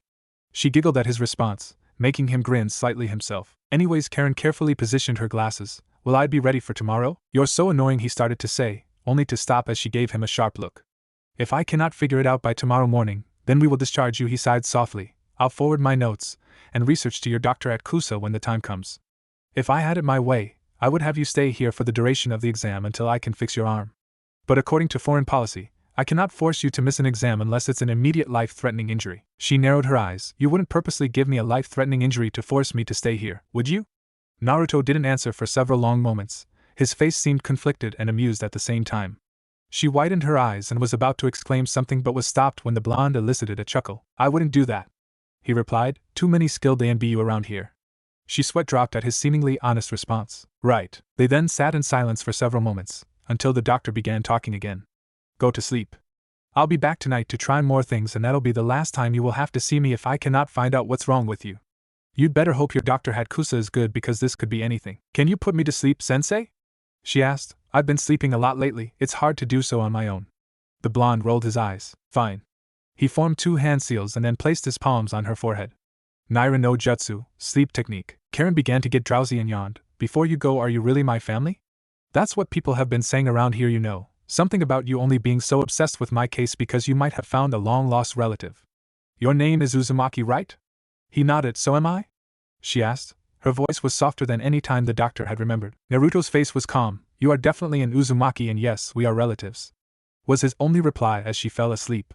With that, he then stalked quietly out of the room and went on to continue his week-long research. The next day, in the end, Naruto failed to beat the time limit he was given by his superior. Karen had been let go the very next morning to go meet up with her team, who insisted that she leave, seeing as how she could perform actively. The blonde doctor did not show up for the official discharge of the girl, much to her gloom. Rin found herself walking up to her student's office with a strange and intimidating apathetic look on her face. No nurse dared stand in her way as she marched swiftly and silently to his door. Once she arrived, Rin immediately spoke with a tone of annoyance. You're an idiot. Naruto looked up and narrowed his eyes at her, tilting his head slightly back down. She completely ignored the game board he was currently sharing with a blue fox, something that was not entirely an odd sight to her. Put the game away, we have to talk. Sajin looked to his boss. I think she's mad at you. He stage whispered comically. What did you do? I believe Naruto-sama has done nothing. Volpone said with his usual insightful tone, which is most likely the problem. Let's go, Sajin. I'm not in the mood to watch Naruto-sama get torn apart by the scary woman. And with that, the red fox disappeared in a wisp of smoke, followed by his partner, who had been chuckling for a few seconds. What the hell, sensei? I was winning for the first time in years, he exclaimed. It's hard to beat a fox at Kitsune's scramble. Shut up. Why didn't you go to see her off? She asked, scratching her head slightly. This might be the last time you ever get to meet another Uzumaki. Naruto scoffed. TCH, I don't want to see the result of my failures, sensei. I failed to cure her, and I can't even chop her arm off secretly to force her to stay here. Ignoring that last, repulsive sentence, Rin sighed. I know that this case meant a lot to you. I knew that it would interest you, not just medically but emotionally. You didn't think that I would recognize her shade of red hair? Kushina-sama had the exact same color. I gave you this case so you could attach yourself with another member of your family, not to run away at the last moment. Naruto growled slightly but said nothing, allowing his master to continue. This case was extraordinarily difficult, and the time limit I gave you was unfair. I realize that. But this is about more than just her condition. She was your family, for goodness sake. You didn't see the look on her face when you didn't even show up to say goodbye. Karen was hurt. I thought the poor girl was gonna cry her eyes out. She ranted on. Do you know what she must feel like right now? Perhaps the only other member of her family didn't even care enough to show up to say a small bye. Nice to meet you. No, you didn't even give her that respect. Naruto did not answer. Do you even care anymore, Naruto? Rin asked, a hint of repressed sorrow in her voice. When you were 9, I told you about your family, and how much I loved and respected them as if they were my own parents. When you were 4, the time you disappeared from the orphanage and we couldn't find you, you have no idea just how terrified I was when the Hokage told me. Her voice cracked slightly. I was part of the search team to find you along with Kashi. We spent months looking for any sign of you. Konoha is a huge village, you could have been anywhere. She continued on, and then you were found a couple years later. I was so relieved to hear it. I cried so much that day. I promised myself that I wouldn't let you go like that again. I told myself that I wouldn't let you down like that ever again, so when I told you stories of your family, I found myself wanting to find your family just as much as you did. I begged the Hokage and the council to make you my apprentice so I could teach you everything I know. It was against protocol because you were supposed to become a part of another squad, but we worked it all out. Everything went perfectly for a long time after that. But it all changed that night, didn't it? She almost didn't realize that the moist in her eyes were rising quickly. Rin rubbed her eyes. When Naomi was killed. Enough, don't speak that name. Naruto suddenly said. No. We have to talk about this. I've left you to your own devices for nearly 3 years now, and you've changed for the worse, I'm afraid. It was my mistake to think that you could handle the grief alone, when you insisted that we drop the topic. I should have forced you to talk about it all those years ago. After all, one does not simply dodge their inner beasts, right? Quiet! He snapped angrily. How dare you turn my own words against me? I've had enough of this. He looked to stand up and leave but was stopped when he felt his body suddenly seize and stop. You're using this technique just to spew a stupid lecture. He spat. Let me go. Naruto growled, struggling to break out. I won't. She gritted out, filled with conviction. Not until you tell me just what happened that night. I know you loved her as the sister you've always wanted, needed. Now just unload your grief. No, I can stay here all day. Rin said. Not until you talk to me, student. Naruto rolled his eyes. Fine. I think you're a damn psychopath who insists on creating techniques to stop bodily functions. Now let go of me. You used to be so nice to me, you know. She replied cheekily. Always so grateful for each lesson given, always so proactive with your training. Now look at you, a shadow of your former self. You may have become stronger over the years, something that happens naturally seeing as how you age, but you are far too inexperienced to break out of this technique. Powerful medic or not, this technique has won me many battles. It is also the reason why you're still single. He quipped. Ignoring him, she continued. I also happen to know that you never break your one rule because that's the only way you'll be able to escape this. I'm considering it. Naruto admitted. This is uncomfortable. Tough. Now then talk. Naruto didn't answer for a long time after that. After 15 minutes, he just gave up his futile struggle, knowing the only way to break her technique was to use the Kyuubi's chakra. Rin just continued to give him gaze that he hated with all his heart, one of fierce compassion and affection. It reminded him of Naomi, and how she would always give him those exact same eyes that were now dead and buried beneath the earth. Rin couldn't understand why he hated those looks, and at the moment, he didn't think anyone could. After all, whenever he looked into the mirror to see himself, the blonde only saw and knew one thing: disgust. I can't, he finally said, closing his eyes. I just can't. Wake up, Kurama. The blonde mentally thought. Naruto, please just leave. I can't say anything, I can't. He began to mutter. You don't see it, you don't see what I see these days, sensei. I don't want their damn pity. That never bothered you before. Rin replied. You told me you've long forgiven the village for their idiocy. We're talking about something else. I don't give a rat's ass about that shit. The younger doctor gritted out. You all see me as a young prodigy, the next great medic who lost his closest friend to the rampage of Uchiha Itachi. They know nothing. Then tell me just what the hell your problem is. Was all she said, Naruto. Before she could continue, the blonde opened his eyes and showed a stifling change in them. She widened her eyes slightly at the sight of his blood-red eyes. Why, you're actually using. Forcing his hands out, as if he were encased by a very tight rope, Naruto easily broke out of his teacher's paralysis. Rin was too shocked to even respond, frozen by his casual use of the Kyuubi's chakra. Naruto stood up and looked at her in the eye. In them was an emotion she could not identify because all she could see was the facade of hatred and grief in his face. But the odd thing was, it was not for her. Sorry, was all he said as he walked past her. Kumo, Raikage-sama! Raikage-sama! A screeching voice exclaimed urgently. She bursted through his large doors, interrupting a meeting he had been having with two of his other shinobi. Again, a young blonde woman spoke. We are always interrupted by something. The last time, it was the daimyo's pet alligator marching in on us. Another man, sitting to the right of the Raikage, laughed very loudly. Oh yeah, I remember that. Damn thing was so damn fought. He tried to make the rhyme work, only to be shot down a second later. Terrible as always, B. You should try Anko. She quipped. You suck at rapping, so perhaps it is best that you change the direction of your musical career. You need to just stop hating and stick to the matty. Shut up, B. The Raikage said as he began rubbing his temples, trying to soothe the oncoming headache. Looking to his secretary, he nodded. What's the problem? Someone has arrived and he has demanded to speak to you. She stuttered. Our shinobi are acting quite hostile. The Raikage sighed. If it's the daimyo's wife, could you tell her that I'm not here right now? It's not her, sir. It's before she could answer, the door behind her opened up once again. Walking in was a man that I only knew by name and face, followed by two other shinobi who radiated a powerful aura. To the man's right was a rather young, white-haired teenager with vivid green eyes. He looked as pale as his master, and wore white garbs and a purple-like bow around his waist. To the man's left was a woman with violet hair tied in a spiked ponytail and fair skin. She wore red lipstick and had dark eyes. Like her master, she also wore a purple bow-like belt around her waist along with green dress. The Raikage's previous calm demeanor was forgotten and was now replaced by a serious one. The blonde woman next to him followed his example. Her once serene mood now soured when she saw the man who walked in. Killer beyond. Hello, Raikage-san. Did not answer for a while. He nodded to his secretary. Get the hell out of here. She nodded quickly and left. I'm not in a good mood right now.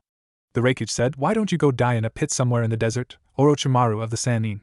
The two bodyguards narrowed their eyes. Smiled when he saw how easily both his bodyguards were angered by his small declaration. How crude, the pale man replied with false hurt. I just wanted to meet with you. That's all, really? Then take a number and wait like every other shinobi who wants a shot at me.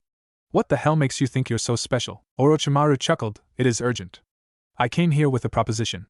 Narrowed his eyes. This coming Chunin exams, I have conspired with other villages to finally destroy Konoha. After his declaration, the room was silent, until one of the men broke it. Hey man, I think this dude really is a frail as he looks, probably spent his teenage years ignoring girls and reading books, B said, stroking his chin as if he had just said something wiser than anything else. How dare you?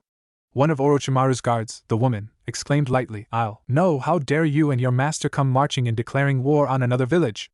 The blonde woman cut her off. It's completely rude and unethical. Yujitoe wanted to palm his face badly at the two eccentric Jinchuriki next to him. That's not the point here. Right, of course, she said, her face still apathetic. Orochimaru had to fight back a sweat drop. Anyways, I wanted to offer you an alliance between our villages. With our combined might, we will be able to completely wipe Konoha from the face of this planet. Join us in our quest, Raika. No. The answer was so sudden and filled with so much conviction that Orochimaru almost lost his initial composure. You're not even going to think about it? But think of the, shut up man or else I'll kick you can. Killer Bee exclaimed, only to sigh a second after. Man, even I knew that was bad, how sad. Yujito scoffed, we're not going to play your little games, Orochimaru baka. If you want to attack Konoha, you'll have to deal with whatever we decide to do when it happens. The Sannin's guard spat out a reply. We came this far just to offer you a wonderful proposition to destroy your only rival in terms of power, and you're turning us down so easily. Enough, Guren. Orochimaru calmed her down. She nodded, almost looking depressed at being scolded. She had to ignore the annoying whipping motions Killer Bee was making at her. I understand, Raikage-san. But I believe you will have to deal with any consequences of the aftermath of this war. Narrowed his eyes. You seem to misunderstand something, he said. Yujito then smirked. You come here unannounced and you expect us to just let you go. Don't you realize who you're talking to? The sheer amount of money and infamy we'll receive for taking out Konoha's soon-to-be greatest traitor will be quite beautiful. You should have had a better plan, Pale, Snake Man. Bee also said. Prepare to get an ass-whooping of the ages. I'm gonna come at you like when a mad bull enrages. We're leaving. The Sannin immediately exclaimed, his eyes widening, but was too late as the Raikage had already moved and punched a hole into his stomach, moving at lightning speeds no one caught. Yujito had a single dagger drawn and had lopped off the purple woman's head in an instant, and Bee turned the other guard's upper body into several pieces of flesh, having drawn 3 of his 7 swords. Of course, they were not too surprised when the corpses turned to ashes and revealed 3 other bodies in their place. Orochimaru's turned into a child, and the guards had 2 bodies of recognizable missing shinobi. Disgusting, a spat. He walked to the door and opened it up to yell outside, get a clean-up crew here. I don't know this technique. So they managed to use other bodies to impersonate them? Yujito scowled. How filthy. What a freaky weirdo. I wouldn't be surprised if he spent his off time playing with a D. Shut up, Bee. Smacked him upside the head. I need to send a missive to Konoha. He sighed out. Will you tell them? The Raikage nodded. That's good. I don't want to be in Konoha knowing it will be invaded. After all, the gossip would kill me. Twitched as he watched the 2 Jinchuriki continue to banter once again in his office. Really, what did he do to deserve 2 of the most annoying people to be made into a Jinchuriki? Be a part of his village? I should give you both the Iron Claw. IWA. Those 2 idiots, they are late as always. Anoki muttered as he put another stamp on his paperwork. His granddaughter and grandson were now both watching him with amused looks on their faces. The reason for their amusement was the chair he was sitting in. It was almost an exact copy of the type of chairs restaurants would give babies, thin and tall for the purpose of height management. It was a good thing his desk was so big and eye-catching, otherwise, it would be rather embarrassing being him every day. Oh, don't worry, I'm sure they're just a little late from an assignment, old man. A teenage said. They do tend to overdo simple missions. You're one to talk, sis. I recall you nearly killing an entire village just to flush out a single target. That mission was only C rank 2. The bigger boy said, annoyed when he saw her shrug nonchalantly. He was fairly plump for his size and had bug cheeks. He also did not radiate the killing aura his grandfather did. The girl, however, was very different. Kuratsuchi, the granddaughter of Anoki, was known throughout her village and her country as an efficient killer and shinobi. Wherever she went, she was known by name and face. Listed as B rank in the bingo book in just about every country in the world, she went by the moniker Kira. It was just one village, Akatsuchi.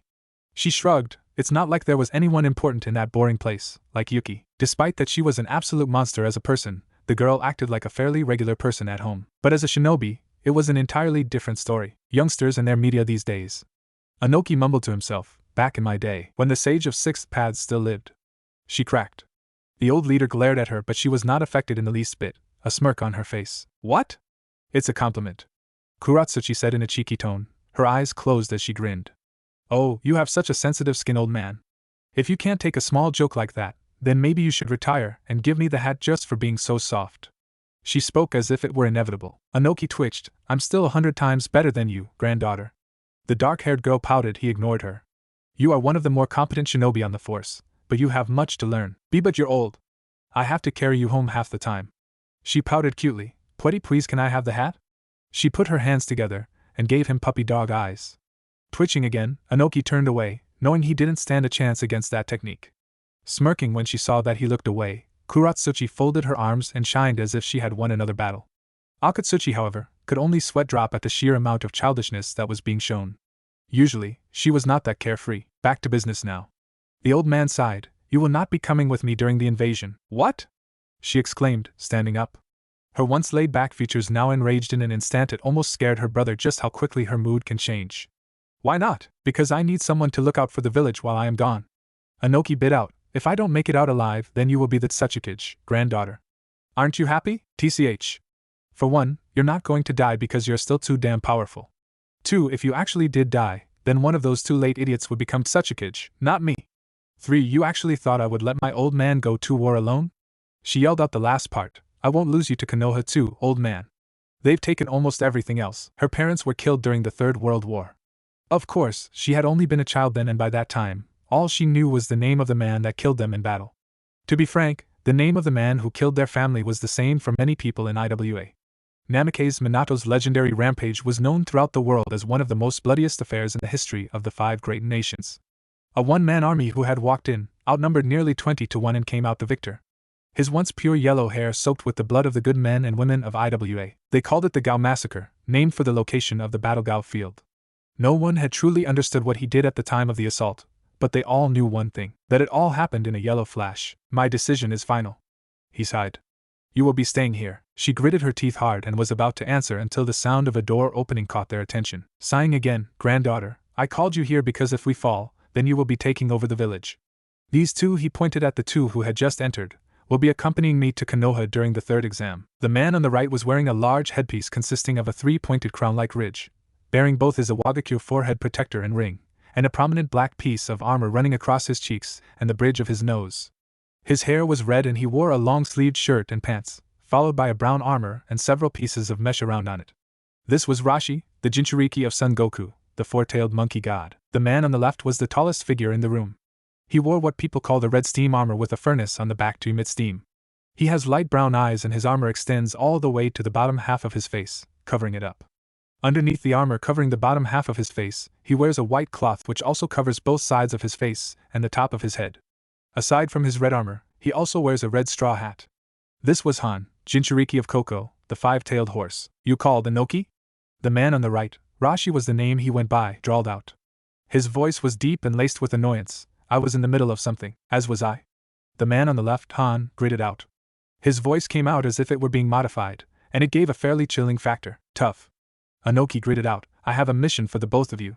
During the 3rd stage of the next Chunin exams, hosted in Konoha, you 2 shall be my bodyguards.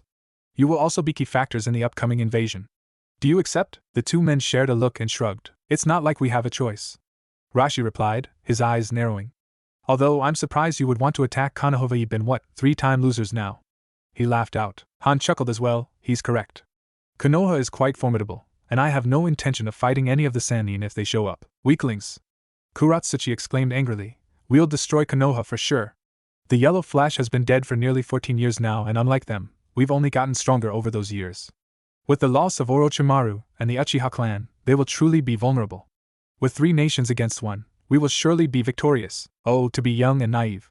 Rashi replied wistfully, Konoha had been hailed as the best village for a reason, you know. And 3-on-1? Don't be foolish, Kumogakure will take action and it won't be against Konoha. What? The girl replied, shocked by the statement. How would you know that? Orochimaru has yet to contact us about it. Han laughed again. Foolish girl, have you not been following the news feed? The Yondaime Raikage is not like his father. The great warmonger is a man of honor and peace. Despite his great power, he has learned that only through peace will his family be safe. And if there is one thing the man cares about, it is his family. Rashi continued for him. Kumogakure has 2 of the 9 Jinchuriki. One of them is known as a great grandmaster in the art of the blade. His name is Killer Bee. The other is the famous tactician of Kumo, Niyujuto. Her mind is as dangerous and sharp as any Nara in Konoha, or so they say. He sighed before going on with his monologue. If Konoha manages to recall Tsunade, then we'll seriously be in trouble. As if they didn't already have enough great medics anyways. Uzumaki Naruto is not known as the immortal without reason, and his master, the White Witch, is just as formidable. If Konoha allies with Kumo, then they'll have gained 2 of the 9 Jinchuriki.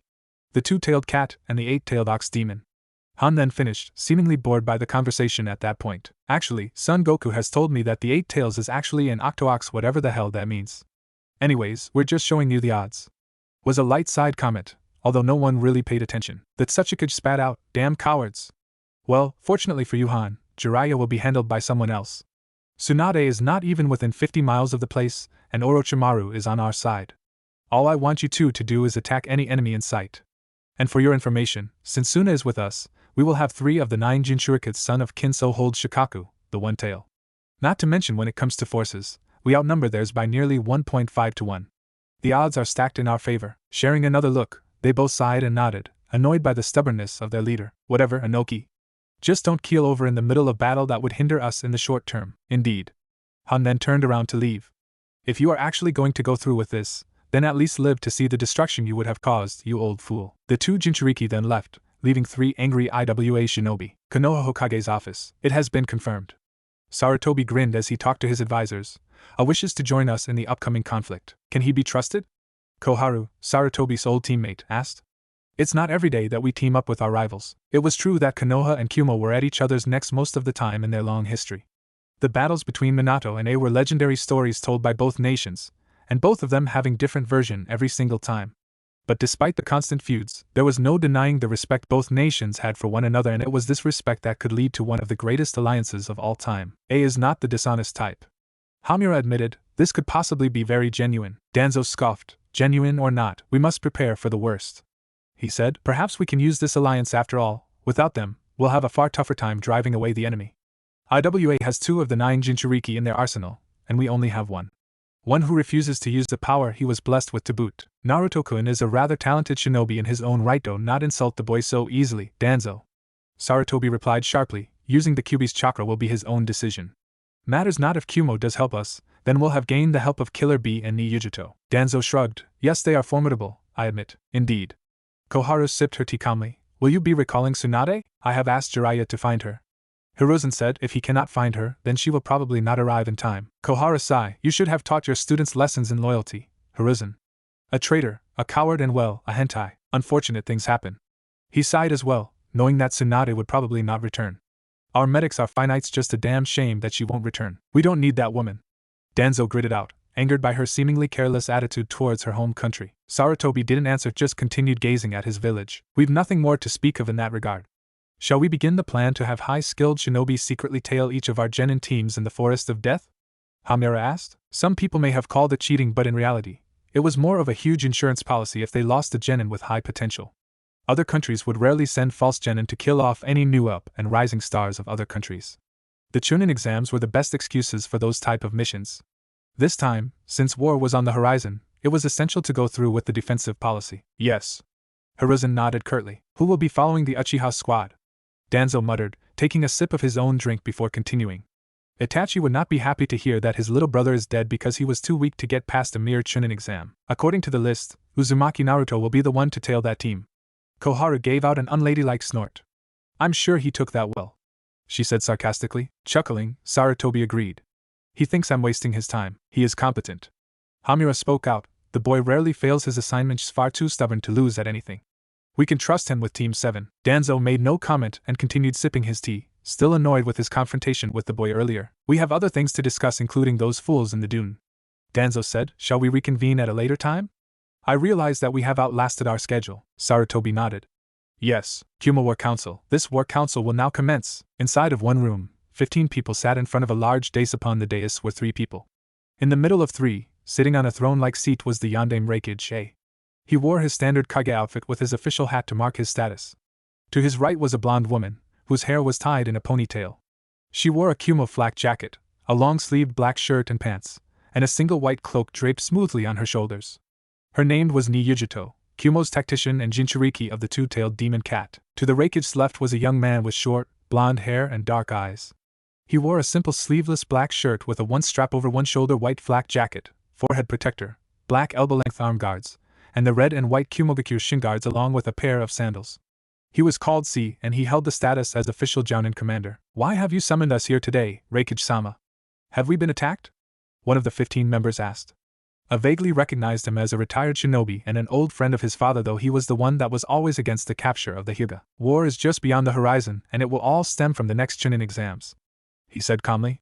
The council did not look too terribly surprised, after all, with the incident earlier and the fact that he had called them. Kumo was not unfamiliar with big conflicts, so the shock factor would not have been too drastic. Not to mention, their last conflict had happened not too long ago. What is the situation? Another of the councilmen asked. Sighing, he answered. Iwagakure has apparently teamed up with Orochimaru of the Sannin, who has apparently gathered his own force of shinobi, to attack Konoha. I have assembled you all here today to let you all know that we are allying with Konoha. That shocked everyone in the room. Raikage-sama, wouldn't this be a wonderful opportunity to defeat those leaf dogs once and for all? Don't be foolish. Yujito spoke up for the first time. Orochimaru of the Sannin is a monster that will stab us all in the back as soon as we would defeat Konoha's not ally with him, and that old fool, Inoki. Also, as much as I hate to say it, C followed up, Konoha will make fantastic allies in the future for the time being. At least until we can gain enough power to prove to the world that we are the top village. Couldn't we just destroy Orochimaru after we defeat Konoha? Another voice spoke up. Orochimaru may be a monster, but he is definitely not a fool. He was a well-renowned tactician back in his days, as well he was in the running for Yondaime Hokage. I replied calmly, we cannot underestimate him. There was a few mumblings around after that. The Raikage watched as the group began discussing their opinions and how the situation could unfold for them. During this time, Yujito turned to him and also began talking. This is going better than I thought. No one on the present council has any powerful motive to attack Konoha. Most of the old council who forced the Hyuga situation all died with my father. I replied. I think I've made good selections over the years. It's funny how people automatically think we would team up with any enemy just to take down Konoha. We of Kumo will not be taken as fools, especially not by one of Konoha's missing needs. The Jonin commander added on. This is for the best, I believe. Raikage-sama, have you any word on Suna? They are supposed to be allies with Konoha. He replied curtly, though Orochimaru seemed quite confident. I've also heard of the recent tension between the Kazekage and the Wind Daemon. There is definitely enough motive for him to betray. We must consult Konoha about that, of course. What do you suppose our course of action should be? One of them asked again. Yujito-sama, I propose that we station 5 platoons of ANBU at Onraikyo when the time of invasion arrives. She started. And then, the Raikage smirked mentally as the council listened to her words attentively. For the next few hours, they spent their time discussing numerous strategies with Yujito leading the talks. They would be ready for any battle to come with her in charge. Despite being the Raikage, he would not have been as successful without her advising his every move. In a way, she was the second command of the village, with C falling just short. Despite her weird quirks that annoyed him, she was still Yujito, an elite shinobi. Konoha, I only have one advice for you all. The violet-haired woman yelled out, just don't die. And with those words, all of the competing genin teams raced off to their respective gates. Mitarashi Anko held an interesting rank in Konoha, known as Tokubetsu Jounin, not quite Jounin but very close. She specialized in assassination. She had light brown eyes, her violet hair was done up in a short, fairly spiky ponytail. The woman wore a tan overcoat, and complete with a fitted mesh bodysuit that stretches from her neck down to her thighs within dark orange mini skirt. You know, she said aloud, seemingly talking to herself because no one was visible around her, don't you have something to do? Behind a tree, hidden carefully, was a blonde-haired teen. I have plenty of time to track those twerps down. Naruto replied. He appeared next to her in a flash. I just wanted to say hi to an old friend. TCH. You don't just say hi to people. And we're hardly old friends, brat. You have a purpose here and you're trying to sweet-talk me into giving it to you. She replied, a predatory look now in her eyes. Talk, heh, I actually did just want to say hi, Anko-chan. But now that you mention it, I was wondering if you sensed anything weird amongst those kids? He asked seriously. She quirked a brow, curious. Nothing in particular. Why do you ask? Naruto didn't answer immediately, his eyes gazing at the forest. Flashback. Naruto was having a weird morning. Of course, being a medical shinobi for the majority of his life, he had waken up to several odd jobs. One day, Rin had called him in to fix a guy that managed to get a kunai stuck into his left hand, glued as if accidentally using chakra to force it in. There was another time when he met a Hyuga who kept spouting on and on about fate, and how he was stuck to fight it. Had never met a Hyuga who mumbled to himself so much before. It was almost comically annoying now that he thought about it. But right now, in his very office while he was taking in his simple breakfast, The doctor found himself listening to one of his other foxes talk about his wild night with a bunch of friends. So this idiot thought he could talk up one of the cuties at the hub. And man, was she a vixen. Red coat, thin eyes and a tail to die for. Man, if I wasn't already committed with children. Jin muttered the last part. I didn't think foxes were capable of monogamy. The blonde thought, amused by the silver fox's admission. She told me her name was Akane. I should totally bring her to you, champ. She said she was a business specialist or something. Naruto shook his head. Haim is already handling that job for me. He replied calmly, I don't want to offend her, that would be quite devastating. That's true. Jin admitted grumpily, not to mention she's daddy's little girl. Man, Akira would destroy you if you ever hurt his little daughter. He can be very overprotective at times, it's a little crazy. He mocked slightly in a high-pitched tone. Naruto snorted at the show. I'm shocked that you would mock him so easily. Everyone else treats him like a god. The doctor said, not that I can blame any of them. Akira was very intense when I met him, radiated an aura that basically says kiss your ass goodbye if you piss me off. Jin laughed hard at that, rolling around a bit. I'm not gonna say it to his face, champ. If I did, he'd have me thrown into Inari's pit. The silver fox shivered at the thought. Only the best come from there. I'm good, but it would be troublesome to be locked up in there. Never thought I'd see the day when the Fox clan's only space/time ninjutsu specialist fears something other than his wife and children's disapproval.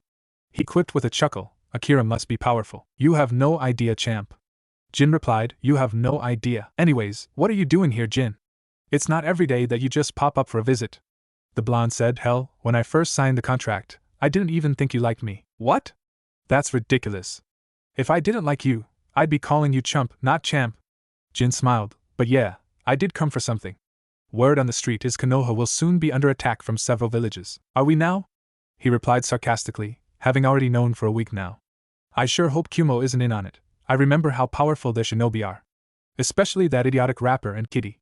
The fox sweat dropped. You are referring to two of the most powerful humans in your world as the idiotic rapper and kitty? Jin asked calmly. Naruto nodded, making the elder fox smirk. See, that's why I call you champ. Anyways, like I was saying before, when I heard about it, I had to come running to see what you were gonna do. It's been ages since this place has been invaded, not since the Second War, I think. Why do you care? Naruto asked shrewdly. Konoha's problems are not the Fox clans. Are you kidding me, champ? The guys back home love you. If you die, then we'll be losing a good man. Jin told him, we foxes take care of our own. How touching. Naruto wasn't really sure how to feel about Jin's words. For years now, he and the foxes had a rather fair relationship, but he never expected such a show of camaraderie from Jin of all foxes. But I assure you, I won't die. I'm not infamous for nothing, you know. You see, that's what we all thought too, champ. Until we found out just who the hell you guys were going up against. You see, your opponents have even caught the eye of Akira. The blonde narrowed his eyes. What are you saying? I realize that IWA is probably one of them. I'm not too sure who else is in on it though. Oto. Jin said, according to our sources, Oto will be our enemy. Naruto quirked a brow at our statement. Our enemies are Oto, IWA and Suna. We are allied with Suna. Naruto exclaimed, how did you get word that they will betray us? My buddies and I had to go to the desert recently for an excavation. We overheard a Jonin talking about it discreetly to a Chunin. We have confirmed that Suna will indeed betray Konoha. Naruto was shocked. Of course, he realized that war was coming, but he didn't think they would be this outmatched. For Suna to defect meant that they would be surrounded completely by hostiles. Things were not looking good. And Kumo? He asked, if Kumo attacks us, we're finished? No, we have no word on Kumo. I think you should go tell the old guy about Suna. He probably already suspects it, but a confirmation will make preparation easier. Naruto nodded. Is there anything else? Beware of a red-headed boy. Jin replied, as if reciting a quote he had been told. The desert foxes think that he will be the dark horse threat of sorts from Suna. He'll be the most dangerous other than their boss, Kinso, I think he was named. Kinso, the fourth Kazekage, the golden Superman Kinso. Yes, I know of him, unfortunately. Was Naruto's grim reply. He is easily one of the world's most powerful shinobi. Inoki, Kinso and Orochimaru, they will not be easy to overcome. Not to mention Jin suddenly stopped mid-sentence. Naruto seemed bemused for a moment, and spoke out to him. Something wrong? Jin looked at him as if he were crazy. You don't feel that. His voice was low, caution tainted in it. Really? Narrowing his eyes and tilting his head slightly, he asked, feel what? Naruto then began stirring his tea slowly and took a slow sip before closing his eyes, in order to focus on his surroundings. That was when it hit him, a sense of absolute and utter blackness. It was as if an aura of destruction had arrived ready to set the world into a sort of chaos, anarchy. The blonde stood up and walked to his window, his gaze now searching the village in hope of finding this source of darkness. How did I miss that? He asked rhetorically, his tone was grim. What is that? I don't know, champ. Jin replied slowly, but it is without a shadow of a doubt your enemy. Naruto nodded. I need to talk to the Hokage. I'll see you later. He breathed out, the fox agreed and then disappeared without a sound, leaving the blonde to think to himself for a moment. Who are you? There was no answer as the village stayed the way it was in his sight. And flashback. I just felt something odd earlier. He replied, guess I'll get going now. The Uchiha, the pink one and the dog kid won't last long if they're targeted. Anko nodded. Good luck with that, kid. I pity you. I would hate to get this crappy mission. And with that, she walked off, leaving the blonde to go meet his fate in the forest of death. It was a dark, humid night. The stars were shining brightly down upon the eerie forest. The trees were high above the ground from what Team 7 could see, as they were now camped in a secluded area away from any scenes of battle. Uchiha Sasuke had led his team to fight other squads a couple times already, and both bouts were successful but ultimately in vain as their goal was still incomplete. They had the Earth Scroll and needed a Heaven Scroll, something the last two opponents lacked, unfortunately. What a day, Kiba muttered quietly, scratching a wound he had gotten earlier on his ribs. A couple of ranged shinobi had managed to catch him by surprise when he was taking a leak away from his teammates. Luckily, Akamaru had sensed them instantly when they revealed themselves. Didn't think ranged shinobi were so good at masking their scent. We can't underestimate anyone here, Kiba. Sakura was the one who had bandaged him after the fight. We'll lose for sure that way. Of course, with Sasuke-kun here, I doubt we'll lose to anybody, was her quiet exclamation. HN. The raven-haired boy grunted, quiet. Someone might sneak up on us. Oh, don't worry, we set up a good perimeter of traps around Sasuke. Beyond that, Akamaru and I will be able to smell anyone coming our way. No problem, Arf. Arf. See, Akamaru agrees. Sighing, Sasuke just shrugged, not wanting to argue with the dog of all people. Who's taking first watch? I'll do it. Sakura volunteered immediately. Don't worry. I'll take care of you guys. Nodding, Sasuke found a small tree and began to doze off. Kiba was not too far from him. I'll take second, he said before falling asleep himself. Sakura just sat at the small bonfire, contemplating her actions on the day so far. I didn't do anything, she scolded herself. The girl wanted very much to express her frustration in loud grumblings, but it would have probably distracted her from her current objective. Sakura did not know what to do with the skills she learned from the academia at the moment. She had seen the distance between herself and the rest of her fellow graduates, even her rival Ino. Unlike them, she didn't have any special techniques or clan moves. All she had were her smart scent to the pink-haired girl. That was just plain unacceptable. It all began back in Wave when she was asked to spar against that doctor, Naruto. At first, she was hesitant to fight him. Why? Because the older teen was a Chunin, he was clearly the superior fighter. It surprised Sakura just how powerful a person of his age could be. When they had fought, the blonde did not even try when defeating her. He mocked her sense of strategy and intelligence, something that she took pride in more so than her love for Sasuke. I need to get stronger, she thought to herself, conviction filling in strongly. I don't want to be a burden anymore, she spoke very quietly for the sake of her teammates. She watched her crush sleep peacefully by the tree and began thinking again. He's so strong, so focused. Why can't I do the same? Her gaze then turned to her other teammate Kiba. Even Kiba, who was the dead last in the academy, he's strong too. Kiba's stronger than me for sure. She began drawing various patterns in the dirt. All of them were equations she had learned from the academy. They varied from things like projections of kunai and measurement of chakra levels. It was then she realized, all of it didn't matter in the field. The academy taught this in order for children to understand the rudimentary science behind it all. It was not applicable in the field, but she wanted to make it so that this information was usable. She didn't want to feel useless and weak. Maybe I should listen to Kakashi-sensei. Naruto-sensei was strong, I hope he'll teach me again. Her Jonin-sensei had recommended that she learn medical techniques. He had told her to seek out Naruto and bug him until he gave in to teach her. Of course, Sakura thought the Jonin was kidding at first because the blonde didn't seem like the type to teach her anything. He had been incredibly harsh when addressing her. The blonde would mock her, let out snide comments about how incompetent the academy was, and pretty much mad fun of her the entire time during their tenure at Wave Country. Actually, she still thought he was joking. What a jerk. She sighed. Close by. Achoo. Naruto sneezed quietly into his elbows. Someone is talking about me. At the moment, the elite doctor was sitting quietly on top of a tree branch far above the resting genin. Night had fallen and all movements around him had ceased, although unlike the genin below him, he was not in the least bit relieved yet. I'll catch some sleep when the dog kid takes watch, he thought tiredly. Good thing he's still a fresh genin. Any good Inuzuka would have caught me by now. Next day, down in lounge, Kakashi watched with a fearful gaze at the two people in front of him. Now, generally speaking, he had fought many terrifying enemies in the past. Nukemines who all ranked from C to a rank, a giant bear that was destroying a village for some reason, a serpent that had terrorized a glee club, held a man even fought legion of zombies during his tenure as a shinobi. But the sight in front of him gave him goosebumps that traveled all the way to his back, and to think, one of them was his comrade. Yosha!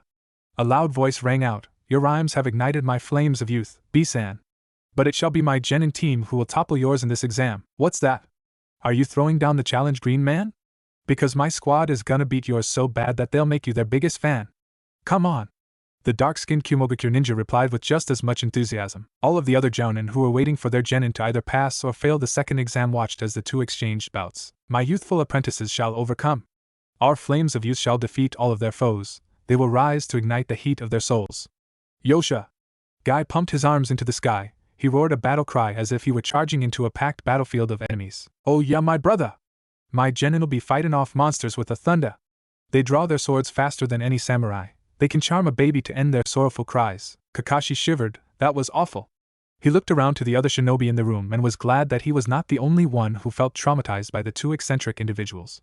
Sakura, Sasuke, Kiba, please hurry up and get to the tower and get me the hell out of here. The Jonin cried to himself mentally. Not even his book could save him from this travesty. Now, no need to start a war here, guys. Asuma joked as he attempted to calm the two powerful shinobi, while repeating a mantra to himself mentally. I will not go insane. I will not go insane. I will not go insane.